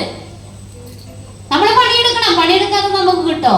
നമ്മൾ കൂലിപ്പണി എടുക്കണമെങ്കിൽ പണിയെടുക്കാതെ വൈകുന്നേരം ആകുമ്പോൾ നമുക്ക് പൈസ തരില്ല. അതുകൊണ്ട് തന്നെ നമ്മൾ എവിടെയാണെങ്കിലും ഏത് ഫീൽഡിൽ നിന്നാലും അടിയുറച്ച് നമ്മളെ ആത്മാർത്ഥമായിട്ട് ആര് പണിയെടുക്കുന്നോ അവരുടെ കൂടെ, സത്യസന്ധമായിട്ട് ആര് പോകുന്നു അവരുടെ കൂടെ മുകളിലിരിക്കുന്ന ആളും കൂടി ഒരു കൈയിൽ ഇങ്ങനെ വന്നു കഴിഞ്ഞാണ്ടല്ലോ നമ്മൾ എവിടെ എത്തിപ്പെടുന്നു നമ്മൾക്ക് പ്രതീക്ഷിക്കാൻ പറ്റില്ല മകളെ, പ്രതീക്ഷിക്കാൻ പറ്റില്ല. ഞാൻ ആ ഒരു സന്തോഷം ഇപ്പൊ അനുഭവിച്ചുകൊണ്ടിരിക്കുക. ഇപ്പൊ നേരെ പെടുത്താനും സന്തോഷം. ആദ്യം കഴുക്കൊല്ലണ്ടി കിടക്കും, ഈശ്വര മഴ പെയ്ത ചോരും. ഒരു വീടുണ്ടാക്കാൻ പറ്റാത്തന്നെ ഒരു വിഷമം. പറഞ്ഞു കഴിഞ്ഞ് നമ്മൾക്ക് 7 സെന്റ് സ്ഥലമാണ്, അതില് മേടിച്ചിട്ടിട്ട് അതിൽ പോലും ഒരു കൂര വെച്ച് കെട്ടാൻ പറ്റാതിരുന്ന ഷൈനി മേഡത്തിന് അനുരു സാറിന് 7 വർഷം കൊണ്ട് 5 വർഷം 2 വർഷമായി ഞങ്ങളിപ്പോ വീട്ടിലേക്ക് വന്നിട്ട് 5 വർഷം കൊണ്ട് 2 വീലർ കാറ് പഴയതല്ല കേട്ടോ, അതൊക്കെ പുതിയതാണ്. മനസ്സിലാണ്ട? 2 വീലർ പുതിയത് എടുത്തു, കാർ എടുത്തു. ഇപ്പൊ 35 ലക്ഷത്തിന്റെ വീട് മേടിച്ചു. മകനെ എവിടേക്ക് പഠിക്കാൻ വിട്ടു? ബാംഗ്ലൂർക്ക് പഠിക്കാൻ വിട്ടു. ഇനി ഇങ്ങനെ പഠിക്കാൻ വിടണം. മനസ്സിലാവണ്ട?